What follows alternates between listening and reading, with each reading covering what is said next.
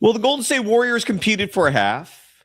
They made it interesting for a little while. They actually led this game at the end of the first half. But the formula is tried and true.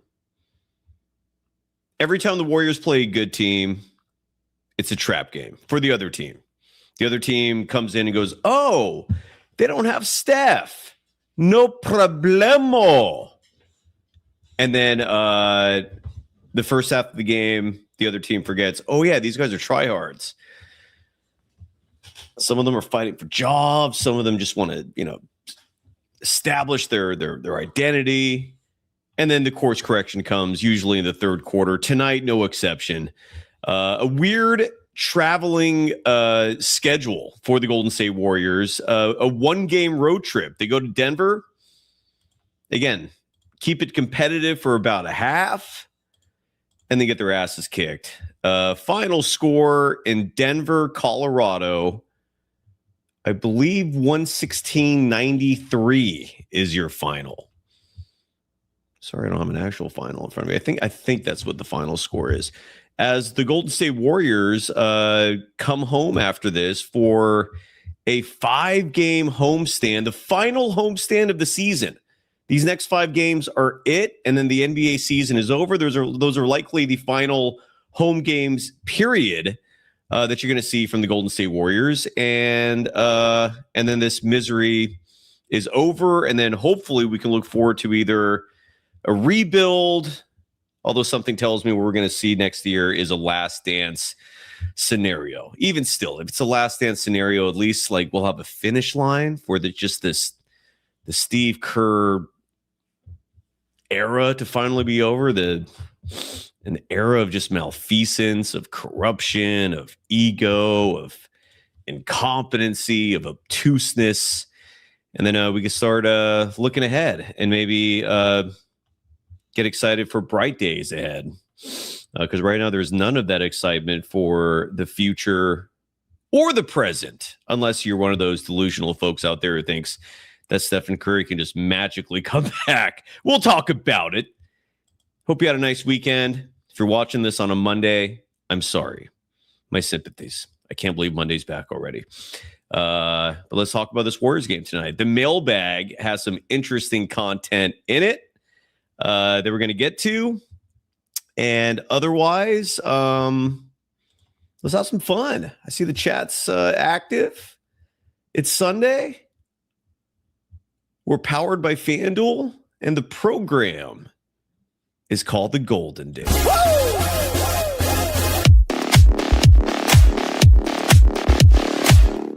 Hey now. Let's go. Yeah, let's go. Welcome to the show. My name is Cyrus Saatsaz. You can follow me on Threads and Instagram at DogWild. Over on Twitter, my handle is at SurfJournalist.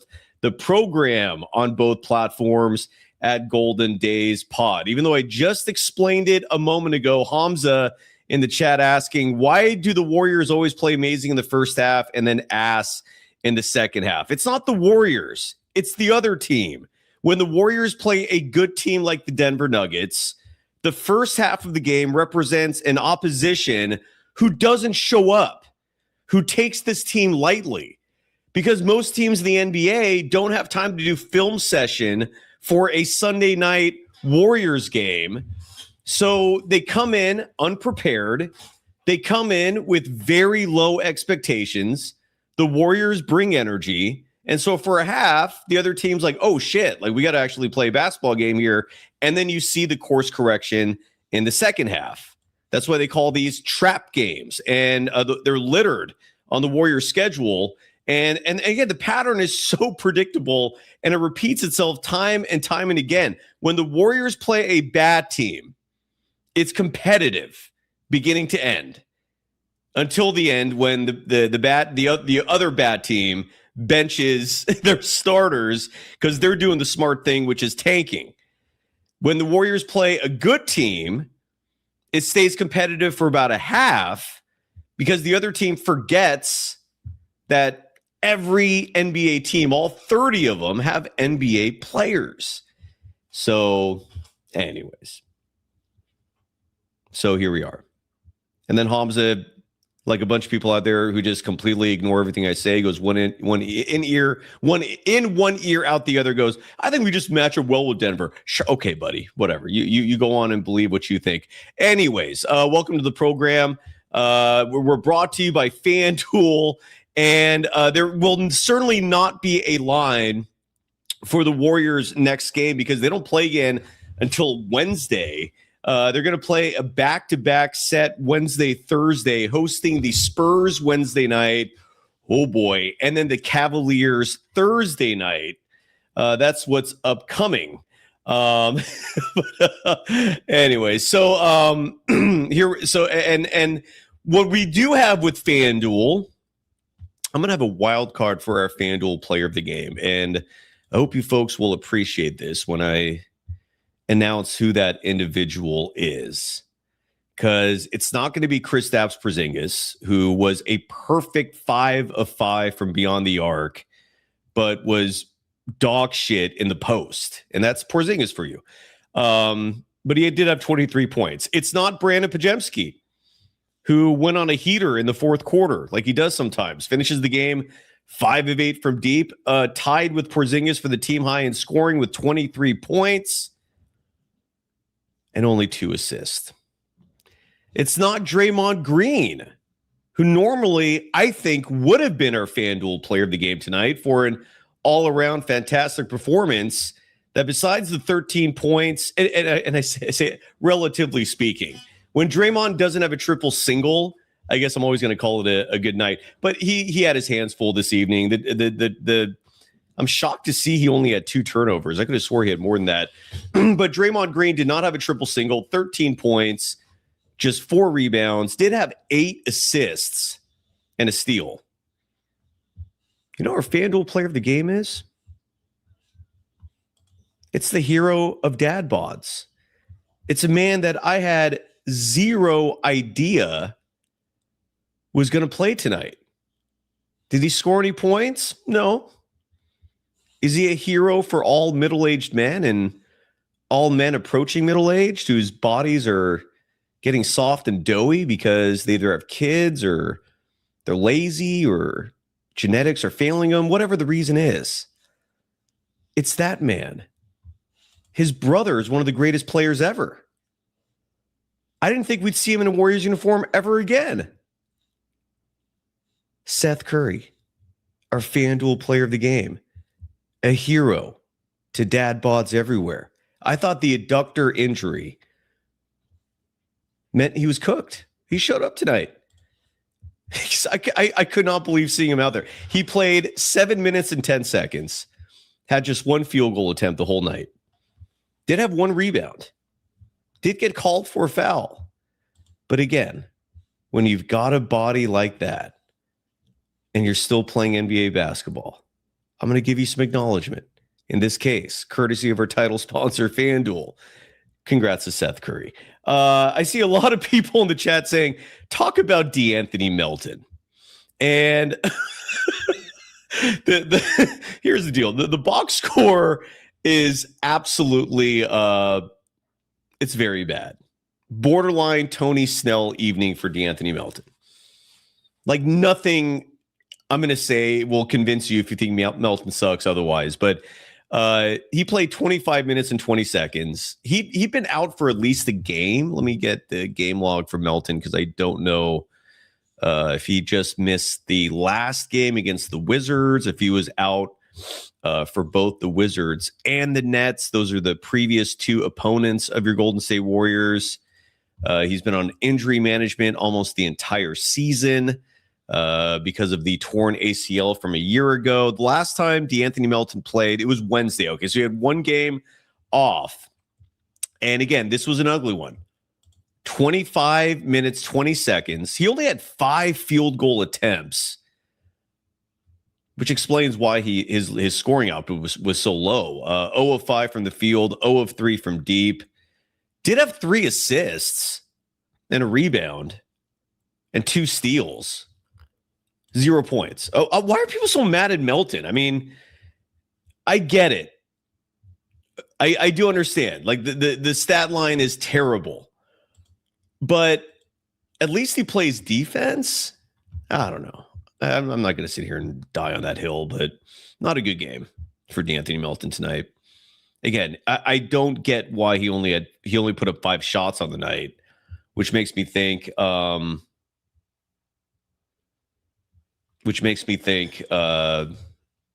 that maybe his assignment was primarily defense. I don't know. He had a bad game. I don't know what you want him to say. It was not a good game. D'Anthony Melton is never going to be a star. He's never going to be someone who carries a team. He's a role player. He's a damn good role player. And again, when the idea was to pair him next to Steph, it looks good. When the idea is be our number one guy, I don't know. Good news is he's going to be an unrestricted free agent, and bad games like these will almost assuredly bring his value down. So we got that to look forward to. When I say we, being Warriors fans, looking ahead to an interesting offseason. I saw some reports. I think it's weird to me that when Tim Kawakami says something, like all these other media schlubs just pick up his words like they're fact. It's not. But Tim Kawakami, I think said, I don't know where he said it. I don't know if it was his podcast. I don't know if he wrote a column. But he mentioned that the Warriors are interested in bringing Kristaps Porzingis back. And look, Porzingis in the first half of this game especially was fantastic. Porzingis in the first half tonight, I think, made 4 of his 5 threes just in the first half. Porzingis played 16 minutes, 9 seconds in the first half of this game. Perfect 4 of 4 from deep, 5 of 7 from the field total, 14 points, 3 boards, 2 assists. It was a good start to the game. And then the second half, he came back down to earth a little bit. Nikola Jokic reminded him, look, I'm the Hall of Famer here, not you. But look, Porzingis is just money checkup. You're absolutely right in the chat saying that Tim Kawakami is Joe Lacob's mouthpiece. He's just whatever little integrity that guy had just went poof some years back. All he cares about right now is just befriending famous people so that he can pretend he's cool, I guess. I don't know. Money checkup again saying Joe Lacob's mouthpiece. Agreed. He's just the mouth. Nothing. He's not a journalist. He's not even connected. He's connected to Steve Kerr, like everybody in the media game. And that's why so many people kiss Kerr's ass, is because he befriended a lot of people over the years, both from his media career, his playing career, his coaching career. Media savant. But the thing with Porzingis, again, I don't hate the idea of bringing him back as long as you're not sacrificing the mid-level exception. As long as if it's like a bird rights thing and you're not handicapping yourself, preventing yourself from signing someone else of importance, go for it. Yeah, give him a 1-year deal, sure. But he's also a very limited player. He's not great in the post. His defense is hit or miss. Tonight was a miss. Nikola Jokic, yet another triple-double tonight. His 5th straight. Jokic, in case you're wondering what his numbers were tonight, 36 minutes, 8 seconds, 25 points, 15 rebounds. Oh, no, not a triple-double. I apologize. He did not get his 5th straight triple-double. He had 25 points, 15 rebounds, and came 2 assists shy of a triple-double. Had 8 assists on the night. But when he wanted to score, he did. It was not a challenge. So, anyways, Porzingis. Can he shoot threes? Yeah. Is he worth $30 million? F no. Oh, I see Desirio in our chat doing the Kristaps Porzingis cheerleading. He likes him. In Dreams also saying, keep Kristaps POTS. Who knows? Who knows what's going on with him? It also wouldn't surprise me if like after this game he's out for like 2 weeks. I have zero faith in his dependability. None. But at the same time, he's a 7'3" body, so I don't hate it, but he's not winning you a title. I just hope people are not that delusional Mr. Silax is saying Tingus is balling, I guess. Riz is saying, what's the plan next year? That is the root of my curiosity. What are the Warriors going to do in 2 weeks and change when the season finally ends? All I pray for is Kerr's out, but I don't think that's going to happen. My suspicion is they're going to advertise this as the last dance. There's also Kawakami. I don't know if it was the same report or not, but Kawakami also saying that the Warriors this offseason are going to be targeting LeBron James and Kawhi Leonard.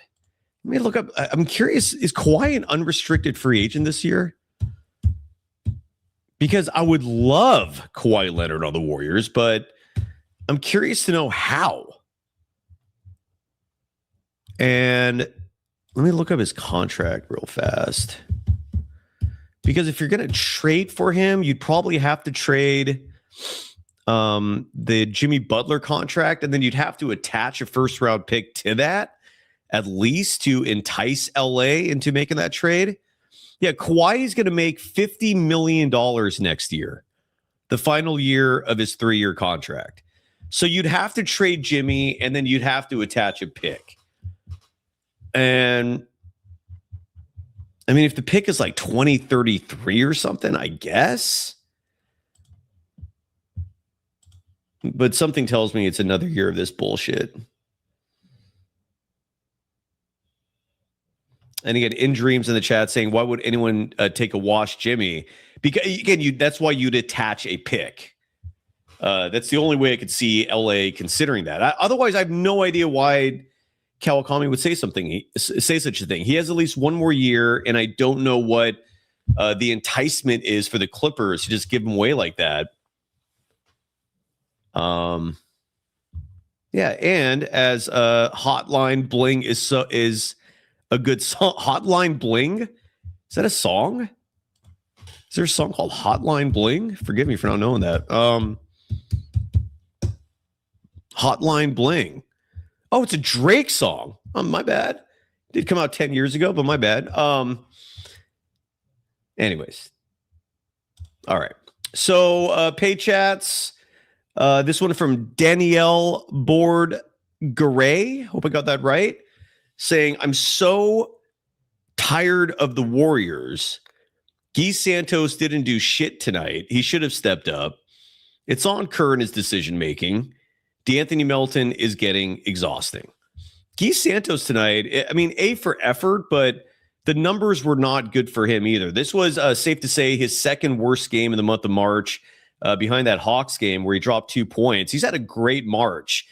Tonight, however, 32 minutes, 31 seconds, 3 of 9 from the field, just 9 field goal attempts. Him and Melton, I mean, those are arguably your two best offensive players, not named Kristaps Porzingis, and those two players combined had 14 field goal attempts. Was that because of the Nuggets defense? Was that by design? I don't know. We would know if the Warriors media contingent had any bright minds in there, but they don't ask questions that are pertinent to the public. They just ask questions that they think will make Steve Kerr like them more.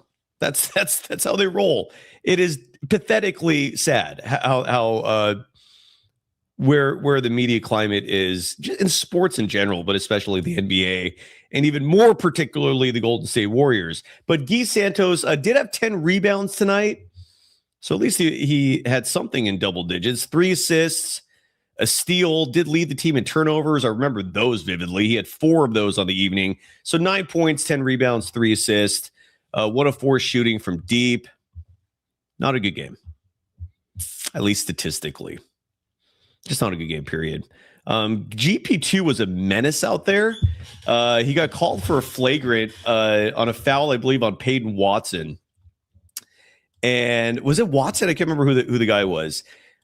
He was also involved in a scuffle that I believe this was early in the game, first or second quarter, that was instigated by LJ Cryer. And LJ was just giving some elbows and some little nudges after a play ended. And Jamal Murray was having none of that. And Jamal Murray just immediately shoved back. And then Jamal Murray's shove led to one body bumping into another. Next thing you know, it's like Melton's in this scrum, like Guy Santos is in this scrum. GP2 is taking the headband off of who was the guy's? Was it Watson's headband? I can't remember who the headband was. Or was it Najee? I think it might have been Zeke Najee who was out there when that scuffle happened. But anyways, GP2 was a bit of a menace out there. He finished the night 7 of 8 from the field, the cut master. One of those field goals, a 3-pointer. He was 1 of 2 from deep, 16 points, 5 rebounds on the night for GP2. Just a menace.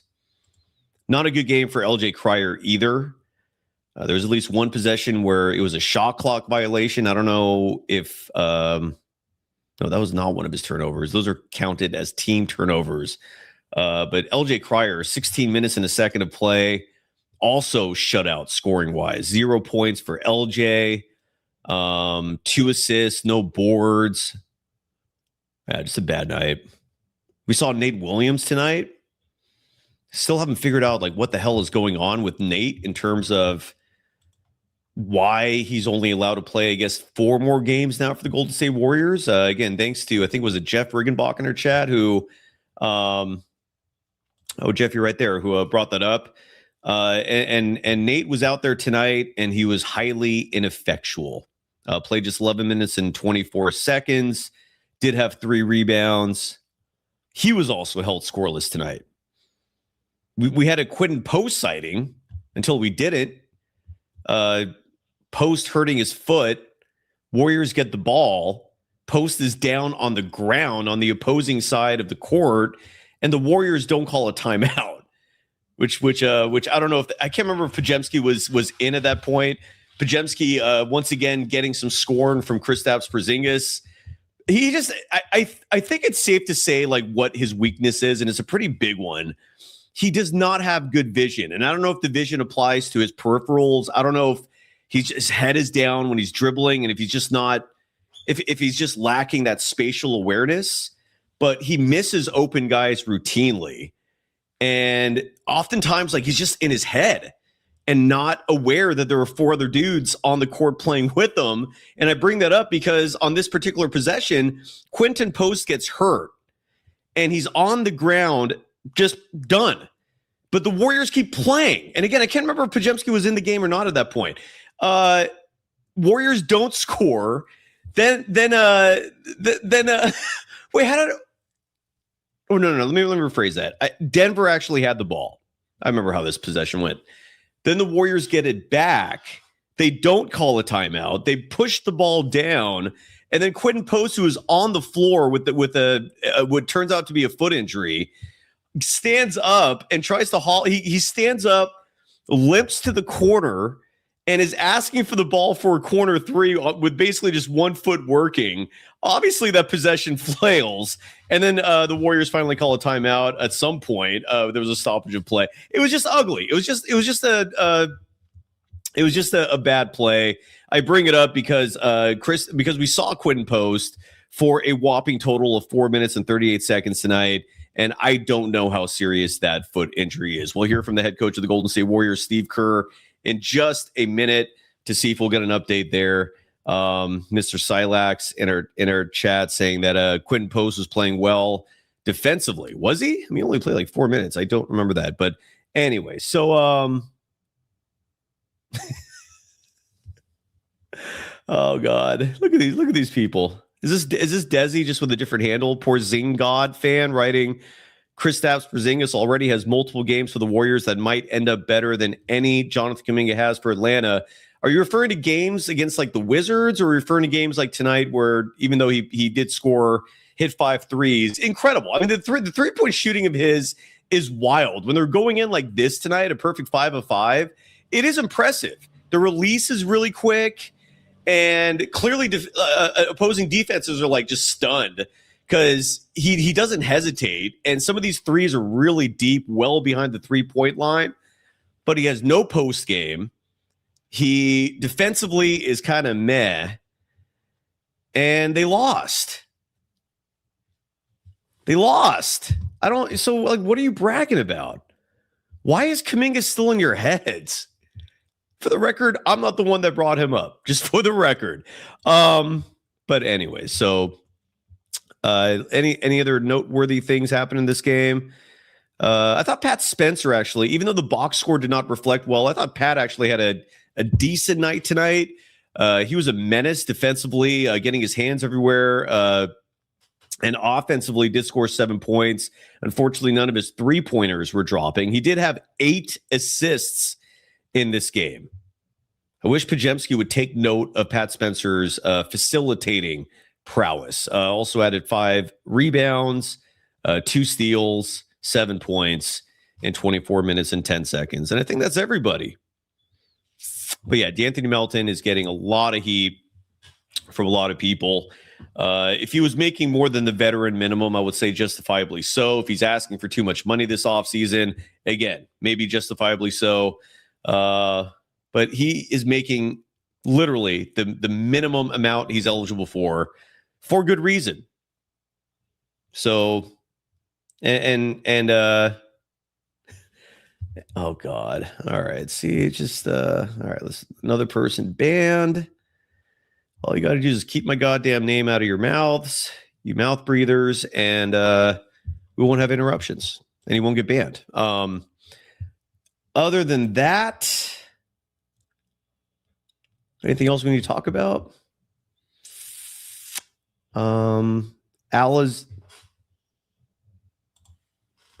Alazir Ben Israel saying 6 of 25. Who's that in reference to? What is the 6 of 25? Who shot 6 of 25 from the field tonight? Anyone? It doesn't matter. I don't know what that means. Sorry. Ben Israel. Hamza in the chat saying, is it crazy to say GP2 is playing better than he was in 2022? Yes, for the simple look, if you were making the argument that he's playing better offensively, I would say cutting wise, yes. 3-point shooting wise, no. Defensively, no. But the best part about GP2 this year is that for the first time, possibly ever, since I've been watching his career, he's healthy. He's actually been durable this season. Desirio writes that 6 and 25 is Podziemski's record. The Warriors' record when Podziemski plays and Stephen Curry does not. Oof. Not a good look for Brandon Podziemski.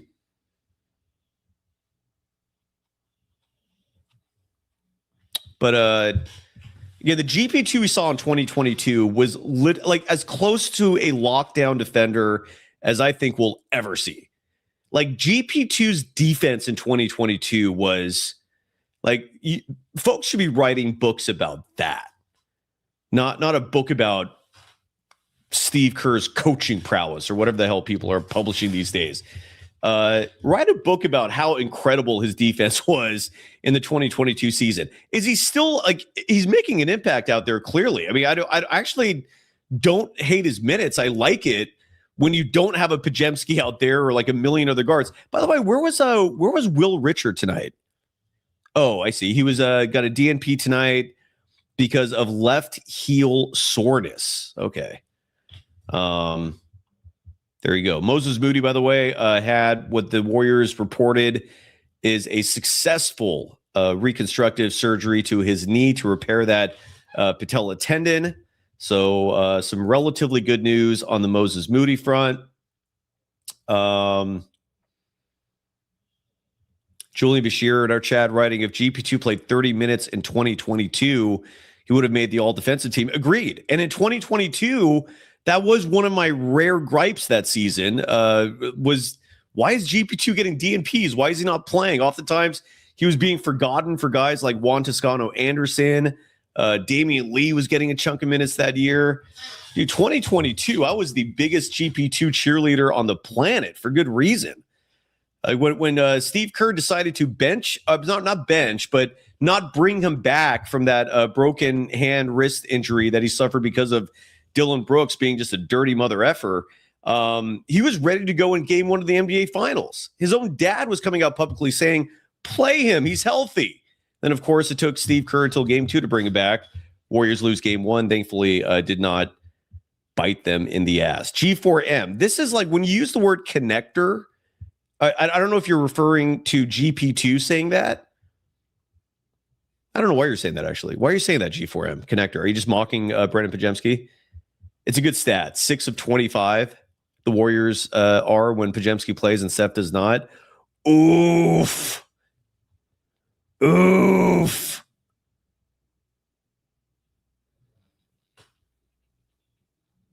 Let's see if any sound has come down.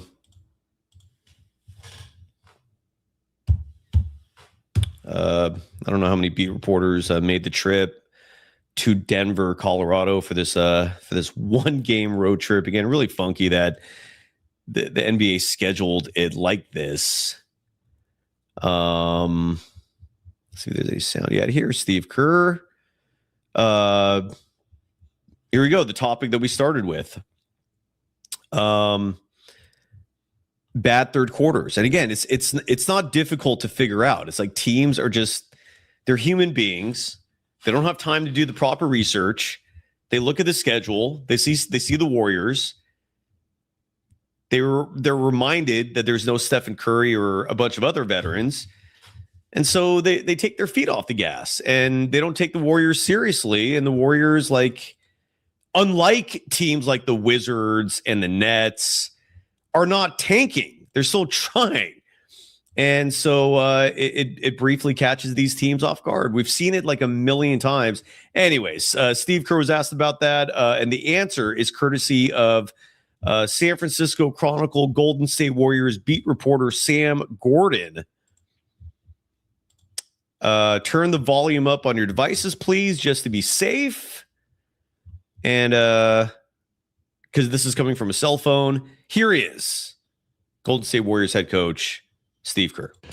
What do you feel like flipped in the third quarter tonight?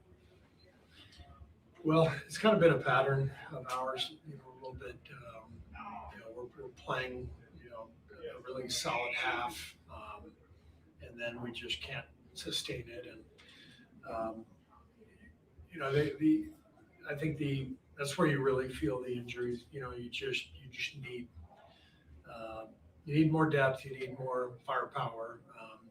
But we've just got to keep fighting. We played a really good first half, held them to 46. All right, I'm bored. Shit, I want him gone so bad. I don't know if I've disliked someone more who's been a part of the Golden State Warriors organization than him.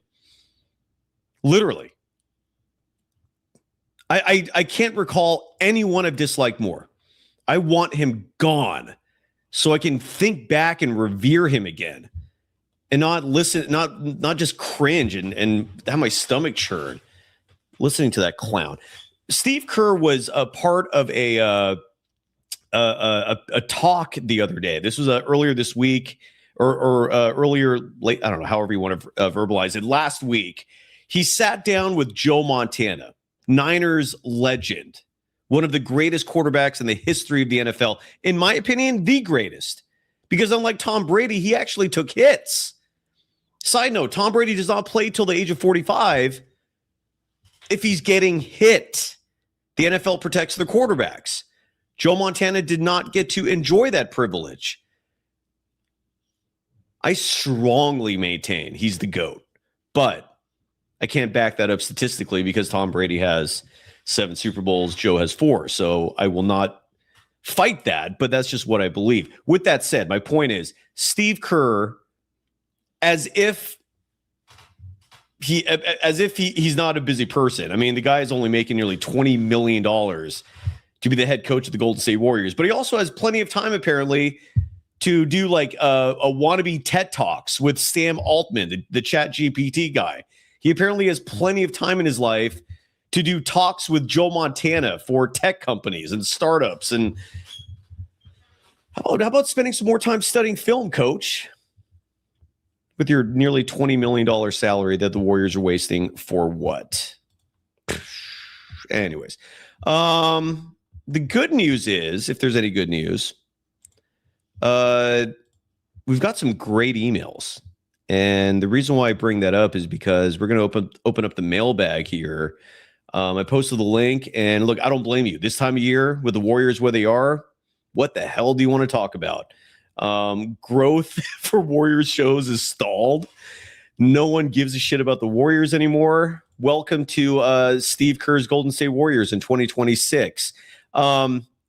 With that said, I love your emails. It's turned into an awesome new bit on this show. We're also going to go back in time because there's a piece of Warriors history that definitely needs to be shared tonight. Technically happened yesterday, but we didn't have a show yesterday. But why don't we open up Golden Days podcast? Not that. No. I'm sorry. That was not Golden Days.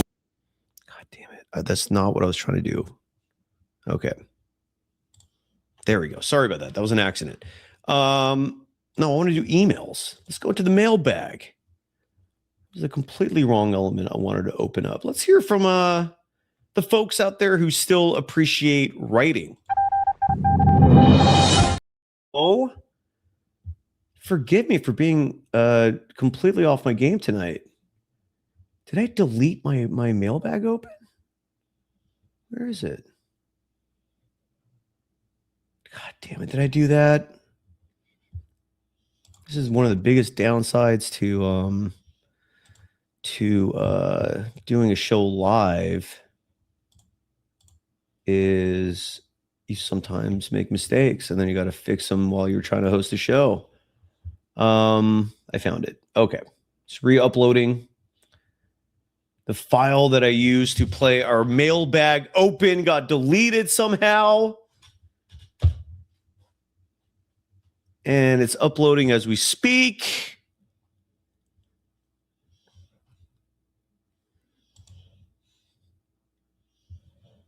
Is my open ready? It's ready. Let's go to the mailbag.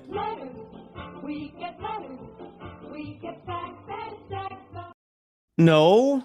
What is going on here? That is not the right open. Get the hell out of here, man. What is going on? Hold on.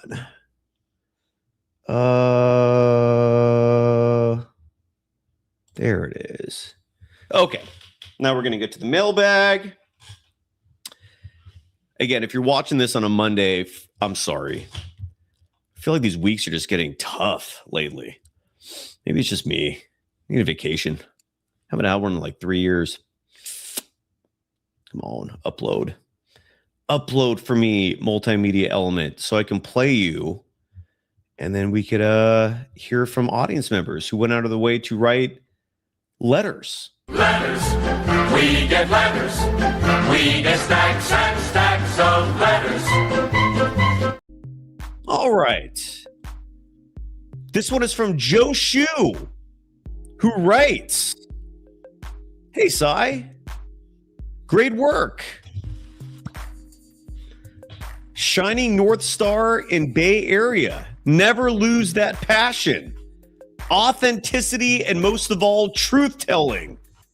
Big fan since the Razor Cane VR days in the 90s. Wow. An NBA fan since the Magic Bird days. Wow. Quick verification with you on matchup stats. I'm looking at an NBA.com website that I mentioned on the show. And I'm trying to get clarification regarding the Warriors Hawks game and what Guy Santos scored that game with Kuminga defending him. I'm verifying these to counter all these JK haters who say, quote, but he only scores X points, unquote. But I need to be sure I'm quoting correct stats, especially if you got it from a more accurate page than NBA.com.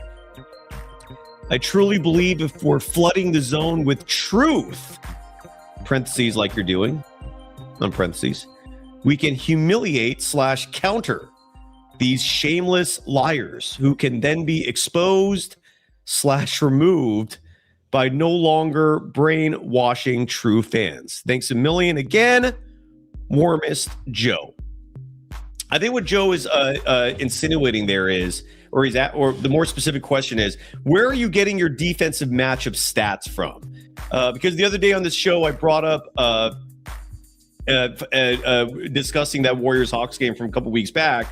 I brought up the fact that, I think it's very valid to criticize Jonathan Kuminga's shooting numbers, but that alone doesn't tell the whole story, because, friendly reminder, half the game of basketball, not a third, not a quarter, half of the game of basketball is defense.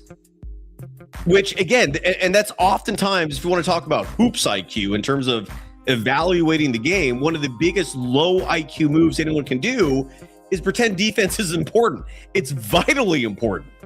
And one of the most objective stats you can find when it comes to defense, it's not defensive rating.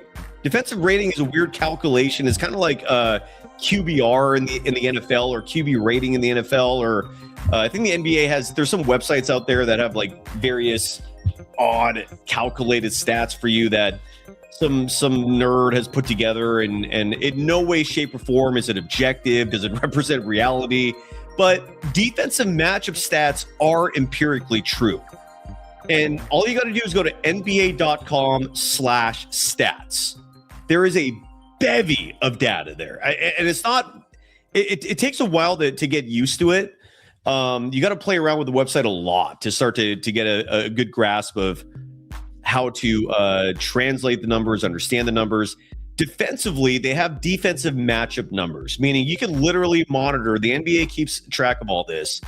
How many minutes one guy is defending another guy, and how that matchup turned out. So in the case of the Warriors-Hawks game, you could literally, empirically, objectively study how one person did on another defensively. And again, this is where, Desi, your opinions are so just wild, dude. Writing individual offense will always be more valuable than individual defense. Okay. Says who? You? I don't. Why? Why do you believe that? Why do you even have that opinion? First of all, I don't agree with that, a general statement like that. I think it varies entirely on the individual, the circumstance, the impact. Life is not that simple. It ain't that black and white. But when it comes to the Warriors-Hawks game and Kuminga's defense that game, he held Guy Santos to 0 points. And Kuminga only defended 2 players that game in his 22 minutes total. Guy Santos, Nate Williams. And the defense was split almost 50-50 minutes-wise. And Guy Santos, who, again, in the month of March has been fantastic. I'm pulling up his numbers right now so I can share with you what Guy's been doing in a very busy month where he's seen his minutes drastically increase. After a career with the Warriors of routine DNPs, limited minutes, diminished roles, and then yet you have a lot of clowns out there going, oh, dude, Kerr's developing him. Don't you see it? No, Kerr's playing him because he has no one else to play. If Kerr had half a brain, he would have been playing Guy Santos 2 years ago, not when everything has collapsed and failed. So Guy Santos, I'm going to give you his point totals for the month of March. First game in March was March 2nd against the Clippers. He only scored 5 points. Since then, his point totals, I'll just run them off. 14, 22, 15, 17, 17, 20, 18, 13, 13. So that is a streak right there. 1, 2, 3, 4, 5, 6, 7, 8. That is 9 straight games where Guy Santos scored in double digits. He did not make 10 because the Warriors played the Hawks, and Kuminga literally shut him down. Now, Guy Santos also played minutes where Kuminga was not defending him. And in those minutes, he only dropped a single point. He had 2 points that entire game, with Kuminga defending him for the bulk of it. And then Nate Williams represented the other half of that defense. Nate Williams in that game scored 19 points. Just 5 came with Kuminga defending him. He also forced a turnover. It was a steal. So, yeah, defense is half the game. Did Kuminga have a bad shooting night that night? Yes. He was 1 of 9 from the field. It was awful. But did he at least not have a bad game overall because defensively he was elite? Also, yes. And nearly every and again, you have Porzingis God fan. I love that you're calling literally this guy. What the fuck did they do? Who the fuck is this? Who the fuck is Tingus Pingus? I never heard of fucking Latvia. You drafted this fucking kid. You stupid motherfuckers, you. That's the guy that you're calling God fan? You're a Tingus Pingus God fan? Said if you're a Warriors fan, now you're going to diminish Guy Santos just because you're trying to win an argument? You vain, shallow dunce? Are you out of your mind? Come on. Come on, man. Jesus Christ. Have some integrity. Live in reality. The only, like, all this weird psychotic, deranged sect that still remains, and it's all pride that these folks are behaving this way because in their minds they're like, the only thing I have going in life is winning basketball arguments, and I'm dying on a hill that Steve Kerr's a genius. I'm dying on a hill that the other hosts that I love are right and this guy's wrong. Right. It's sad. It's very sad. Just get a life, dude. Do something in life besides just being on Twitter all day. I know that's what all of you are doing. You're just on Twitter all day. This is my 5th burner account. I'm going to tell this guy that he's a piece of shit. You're like the guy, Chardal, when he comes on later. We're having a discussion about South Park. Chardal loves South Park. There was one episode where Kyle's dad, if you watch the show, you get it. If you don't, forgive me, where the whole episode is dedicated to him being just a massive online troll. And that's all like these people like Porzingis fan are. Tingus Pingus fans. Now going, Kuminga should have dominated those injured Warriors. Newsflash, Kuminga's injured. In case you haven't noticed, he's on a 20-minute restriction. And never mind the fact that how moronic is it to judge this trade now? Let's talk about who won and lost this trade at the end of next season. When Kuminga actually has a year under his belt with his new team, when he's not jumping from the most toxic situation imaginable to a new team that he's trying to like establish himself with. The last thing I think he wants to do in this new team is come off as a ball hog. And yet you morons out there are judging him because he's not being a ball hog. Unbelievable. Not to mention, friendly reminder, the only Kuminga haters are you Kerr apologists. That's it. People who played the game understand his value. People who live in their mom's basements and who only started watching Warriors basketball in the Stephen Curry era, they're the ones who hate him. So congrats on being part of that crew. I'm sure you're a hip, happening person, dude. You must be so cool. The Virgin Club. Here's a safe assumption.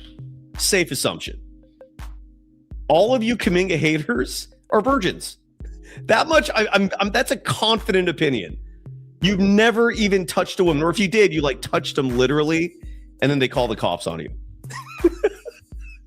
and these are the people that are sadly, and I'm guilty of this. Again, I'm not perfect. I've taken the bait. These are the folks that are poking your buttons. Virgins. Oh, even worse.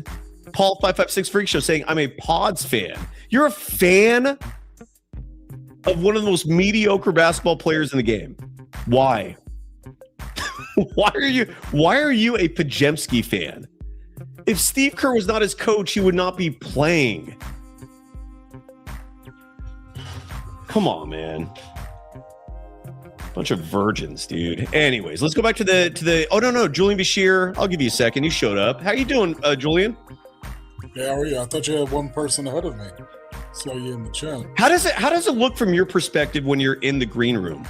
It just says 2 people, but when I arrived, it said 2 Oh, no, it's the one other person that my system reflects as waiting is actually a multimedia element that I have saved. people. Okay. So it shows that, for example, if I have a screen that I'm going to share or a video I'm going to play or something like that, it shows that as a user. Weirdly, I don't know why my studio does that, but Julian, it's a quiet night tonight. What's on your mind? Well, maybe you can do a little experiment for me, because as you were speaking, I went on NBA.com, and for the life of me, I could not figure out how to see like individual stats. I'll teach you. I'll teach you. Is now a good time for a little teaching exercise?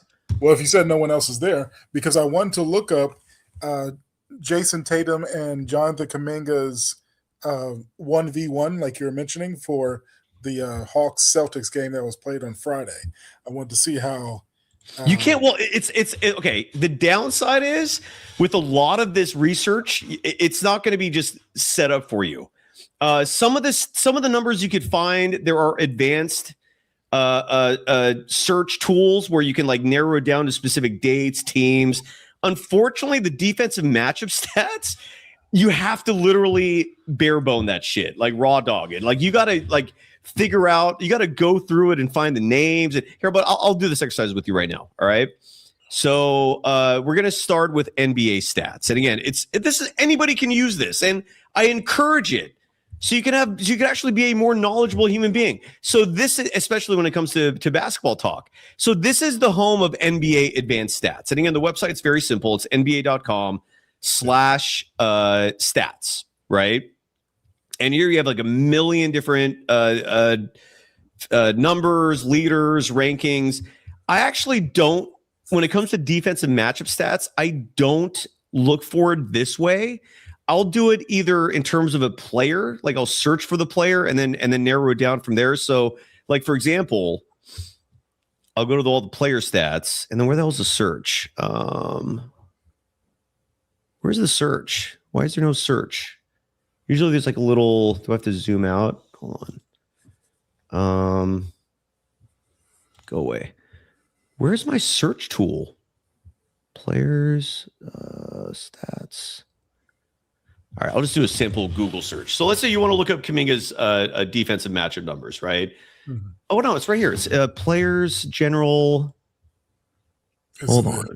The advanced filters or no? No, but where's this? There's usually like just a microscope logo, and that usually represents the search button. Usually it's at the top. I don't know why it's not. I don't know why it's not there now. Hold on. Stats home. Dog shit. Where's the goddamn search? That is really bizarre. Usually it's like at the top. And goddamn ads keep interfering. Where is that search tool? Yeah, I don't see it myself. Yeah, I don't see it anywhere. Like usually it's like right up here. Well, I'm sorry for the delay here with getting this exercise started. Maybe you just have to go to the main NBA page. Is there a search option here? Does the NBA like not have a search option? Do you think it's just maybe well, here's the other way to do it. You just search. You just Google search it. Like I'll Google search, for example, NBA stats, Jonathan Kuminga, right? And then I'll go to the NBA page of his, right? So now we're at his NBA page. I don't know where the hell the search icon went. Usually it's like right here or somewhere up here, but I had to do it straight up through a Google search. So here we are. This is Kuminga's main page, right? On NBA.com. Then I'll click right here, this tab that says stats. It's right under his points per game and his other main stats. Now I'm out on his statistics page. All right. This down arrow that says profile, I click on that and I will go to the selection that says matchups. Okay. Maybe that's how you always did it. Maybe. I don't know. I could have swore there was like a search before though, so I could put a player's name in. I don't know where that went. Now you have an option of either looking at matchups head to head. Let me zoom in a little more here so people can see this better. You can also do by position. I do the by position option if I want to see a player's numbers against specific if I want to see like collective totals, right? Because if you do it by position, this will tell you like, okay, so Kuminga on the year has played 30 games on the season. That's a really low number. I can't believe that. And he's defended guards in all 30 games. He's defended forwards in all 30 games. He's only defended centers in 25 of those 30 games. Something tells me all 25 were with the Warriors because Quinn Snyder seems smarter than that. Then you could see, for example, like, okay, among all guards on the season, they're shooting 47.5% on him. All forwards are shooting 45.5% on him. Guards are shooting 30.4% from deep on him. Forwards are shooting 37.8% from deep, 25% for centers. And then you see his overall totals down here, right? So I use the by position option to get total numbers in terms of defense. So on the year, Kuminga's played 30 games. Players are shooting 47.6% against them from a field goal percentage wise. They're shooting 33.0% against them in terms of three-point shooting. But what you're talking about is specific matchups. And that same little down arrow right here that says by position, I switch it up to head-to-head. And when you go to head-to-head, again, unfortunately, I don't see any advanced search features here, so I can't narrow it down to specific teams or dates. So you have to literally look by name. Well, I think he's only played Jason Tatum one time this year. Exactly. So you can kind of deduce like logically like what he did in specific games and all that. Not to mention like most of these opponents he's only defended once or twice. And so for this exercise, if you want to find out, okay, how did he do against the Warriors? You got to look through this list and find every Warriors player that he defended. That's the only way to do it. It's weird, but that's how you do it. And so from this list, you see, okay, he defended Guy Santos. And then the only other Warriors player on this list, like he defended Klay Thompson, but again, that was when they played the Mavericks. And then you see down here, if we find it, I know Nate Williams is in here somewhere. He was about here, and then here's Nate Williams. Okay. And those are the only two Warriors names that are on here. And he defended Nate Williams for 2 minutes and 55 seconds. And then he defended Guy Santos for, and I really wish this was like alphabetical. Maybe it is. There we go. And then Guy Santos. Is there a different page? Is there a page 2? Oh, there is a page 2. Oh, there's a page. There's 5 pages. Anyway, so, and then Guy Santos.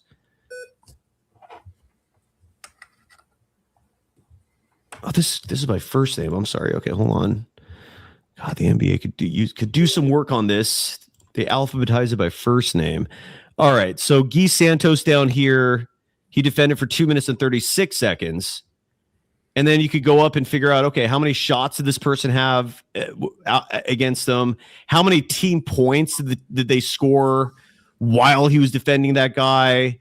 Field goals and so forth. So that's how you do it. Did that help at all? Yeah, at least I know how to get to that page now. Yeah, before I was struggling. So this is good.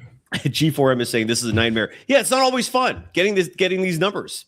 It's actually a major pain in the ass, but it's called research. Research is not always fun. It's sometimes boring as shit. It can be very tedious. It can be massively time consuming.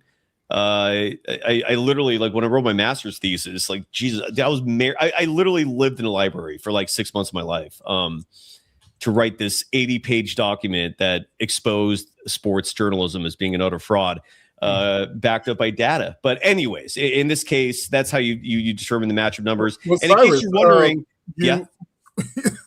we went there to figure out what he played against Tatum. Did you go through that or no?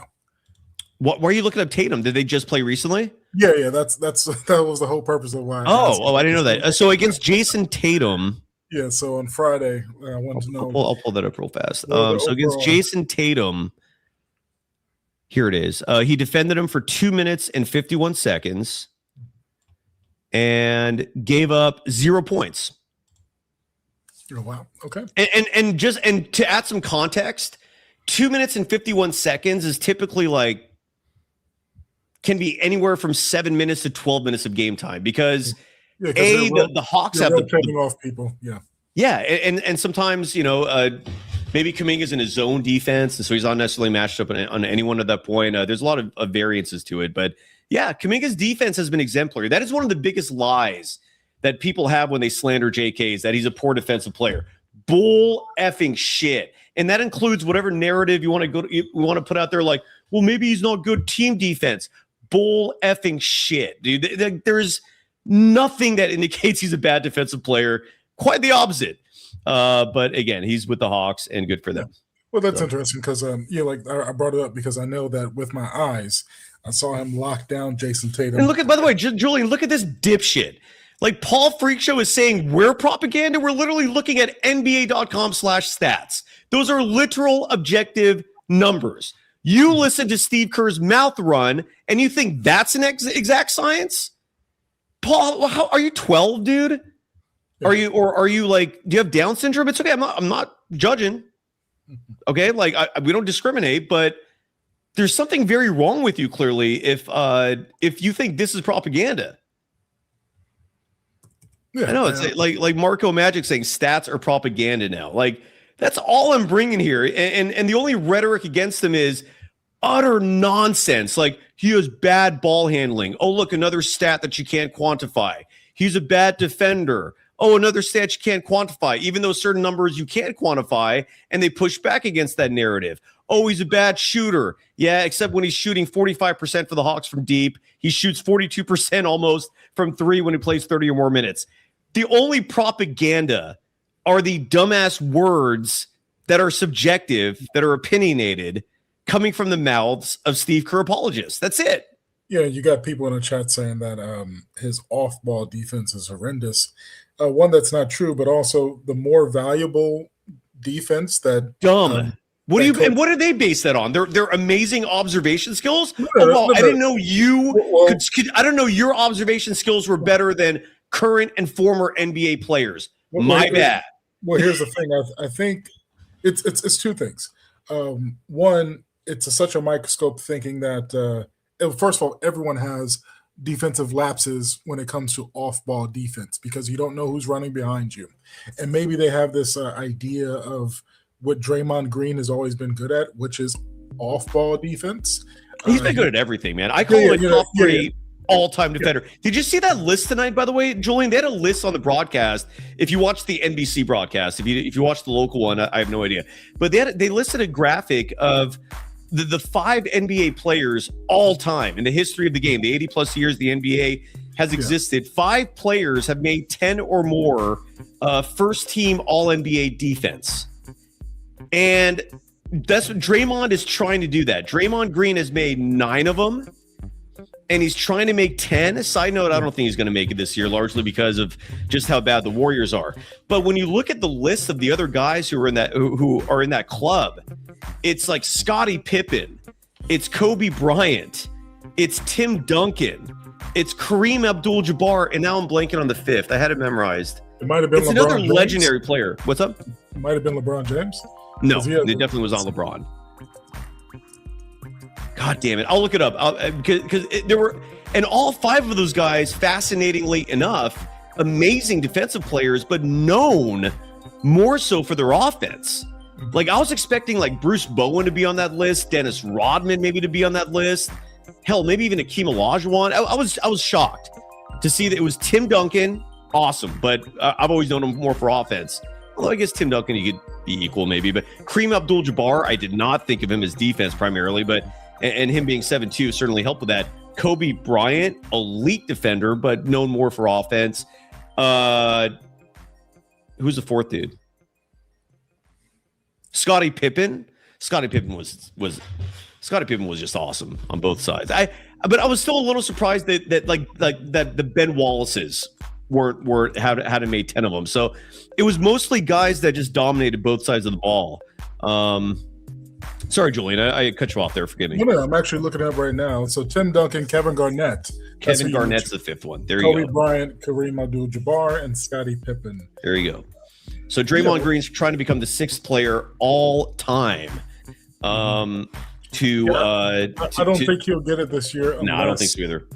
Unless I don't think so either. someone doesn't make that 65 limit, and they're just scrambling around of who to give it to. Yeah. I do feel that with a solid season next year, he still might have a chance. Let's say the Warriors are the 5th seed next season, and he balled out defensively like he was earlier in the season when he played Wemby twice, and he's had some good stand-up matchups with Giannis Antetokounmpo. So he still has what's a term? A hitter's chance. Somewhere. Yeah. And Jeff Riggenbach has mentioned this like multiple times in the chat. I just want to acknowledge it before we forget, or so we don't forget, that Brandon Podziemski, who was on a bit of a heater in the fourth quarter, if you did not watch this game, there was a moment where the Warriors were trying to mount a comeback, and Podziemski went on this little run. And I'm looking at the stats right now on how he did in the fourth quarter total. I think he made 3 3-pointers in a row. And then he heat checked himself, just lobbed up another one, airballed it.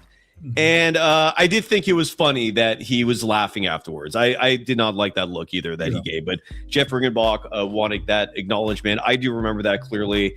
Don't smile when you airball a 3. Just don't, especially when you're losing by like 15. Yeah.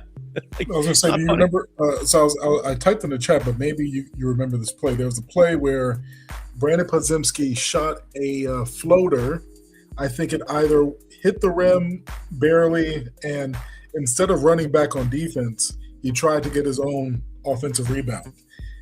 Since he wasn't running back on defense, it led to a 3-on-1 Nuggets fast break that ended with a Christian Braun layup. Do you remember that play in particular? I do. Yeah, absolutely. I 100% do. Yeah. Yeah. So we would never be talking about Podziemski. Hell, we'd probably be saying nice things about him if he was not leading the team in minutes night after night. Like, he's just not a guy who should be out there 30, 35, sometimes 40 minutes a game like he is. Tonight, he shockingly was second in minutes. Podziemski played 31 minutes, 45 seconds. Guy Santos had a slight edge in minutes, 32 minutes, 31 seconds for Guy. But that's the crux of the issue, is that Steve Kerr keeps playing this guy like he's a star. And he's nowhere near a star. The guy's a role player at best for his NBA career. And it's just all the evidence you need that Steve Kerr has zero idea who a good basketball player is, who a bad basketball player is. He's awful at that evaluation aspect of coaching. He's had 8 games this month where he has played over 35 minutes. Yeah, it's crazy. Yeah. And Jeff Riggenbach in the chat also saying, would Quinn Snyder play pods? No. Bryce Lewis, host of Believe in Hawks, was on the show a couple weeks back, and I ran that exercise with him. I was like, dude, if Podziemski was on the Hawks, we were trying to figure out who his comp was and whether he'd play. And granted, this was before the game. Bryce then got a look at Podziemski, so who knows, maybe his opinion changed. But what Bryce thought, as someone who watches the Hawks consistently, is that Brandon Podziemski's on the same level. What's the white dude on the team, the white forward who was in the draft class with Kuminga? What's his name? He got traded from the Wizards. Corey Kispert? Yes, Corey Kispert, yes. That was Bryce Lewis's comp. He goes, maybe he's like a Corey Kispert. And it's like, I'd still take Kispert because Corey Kispert's 6'8". At least he gives you size, Completely different players. Only thing they have in common, yes, is their skin tone, but but the point, I think the main point is that Kispert's like a 10-minute a night player on average. I'm going to look up his Corey Kispert's numbers on the season, that's what Podziemski should be playing. That's what should be. Exactly. 10, 15 minutes a night. Yeah. Great. When it's 30, 35, it's like what is Steve Kerr doing, man? It's insanity. I'm pretty sure if you put Kispert an average of 30 to 35 minutes, you'll see some pretty great numbers, because he does get a heater. He's shooting 25% from 3 for the month of March. Actually, less, because his Podziemski? No. Kispert. Kispert? So he's like a buddy 3-point shooter that he's known for 3-point shooting, but he's shooting less than 25% for an entire month. But if even if you gave Buddy Hield, say, okay, hey, The ball's in your hand the whole entire time. You are our number one option, and you're going to play 35 minutes. You're going to see 30-point nights from Buddy Hield every now and then. So to like really brag about, these 23s, these 22s, like there's no one else that can take shots. He has the green light for anything. He is an NBA player, but you can pluck any of these rotational NBA players.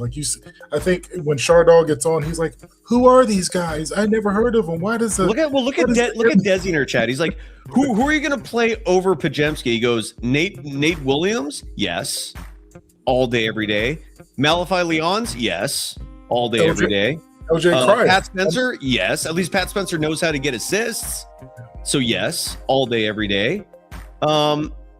Yeah, Pods is literally like a bench warmer. Like he should be at the very end of the bench.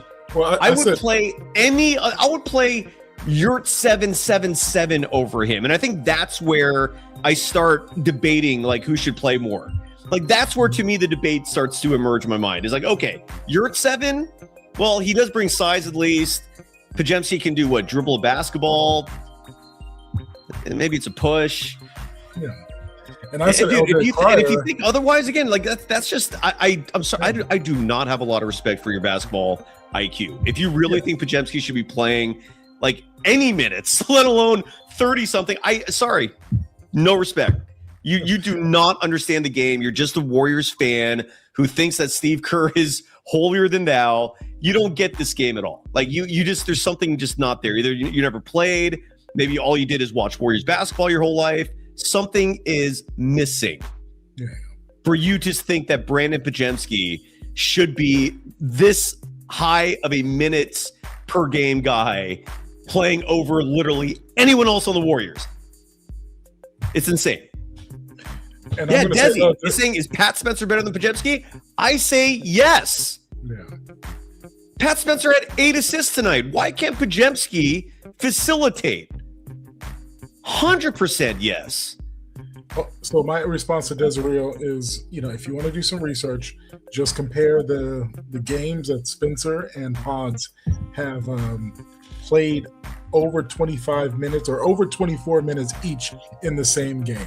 Spencer is constantly outplaying him in equal minutes. That's what you have to look at. So, and we all saw that stretch that Spencer had in December. I think he almost had a triple-double one game. He missed it by like a rebound or so. But if you compare their equal games where they have equal opportunities, Spencer does outshine in all categories, defense and scoring and assists. Maybe Pods gets more rebounds. And I was going to say LJ Cryer because when he scores, he doesn't have the ball in his hands. So we don't know if he can assist the way that Podziemski can. But when he's on the floor, he'll get like 17 points in 20 minutes. We've seen it. I'm looking at his stat line now. He had 14 points in 9 minutes, 12 points, 10 points, 17, 11, 12. So I think LJ Cryer is more athletic and quicker. If he was on the floor for 35 minutes, I'm pretty sure you're going to see 25 to 30-point games within a 22-game span, or actually 25-game span. How long has Curry been out? Like 25 games? Almost 30. It's getting up there. Yeah. Yeah. So what was that stat again, Julian? Do you remember what the win-loss record is of the Warriors with Pods without Steph? Someone said 6-25, but I don't think that's what these people are defending. This small. Loud minority here's the thing. I don't think it's true. Jesus Christ! But the record is bad. But I don't think that one's accurate that they put in. But I haven't seen anyone correct it. So if that stat is wrong, provide the right stat, chat. I mean, there's plenty of Podziemski stands in the chat. Come up with the right one. What is the Warriors' record when Podziemski plays and Steph does not play? Yeah, let me know that. And if you're going to bring up injuries as an excuse, then stop pretending Steve Kerr's system is worth more than talent.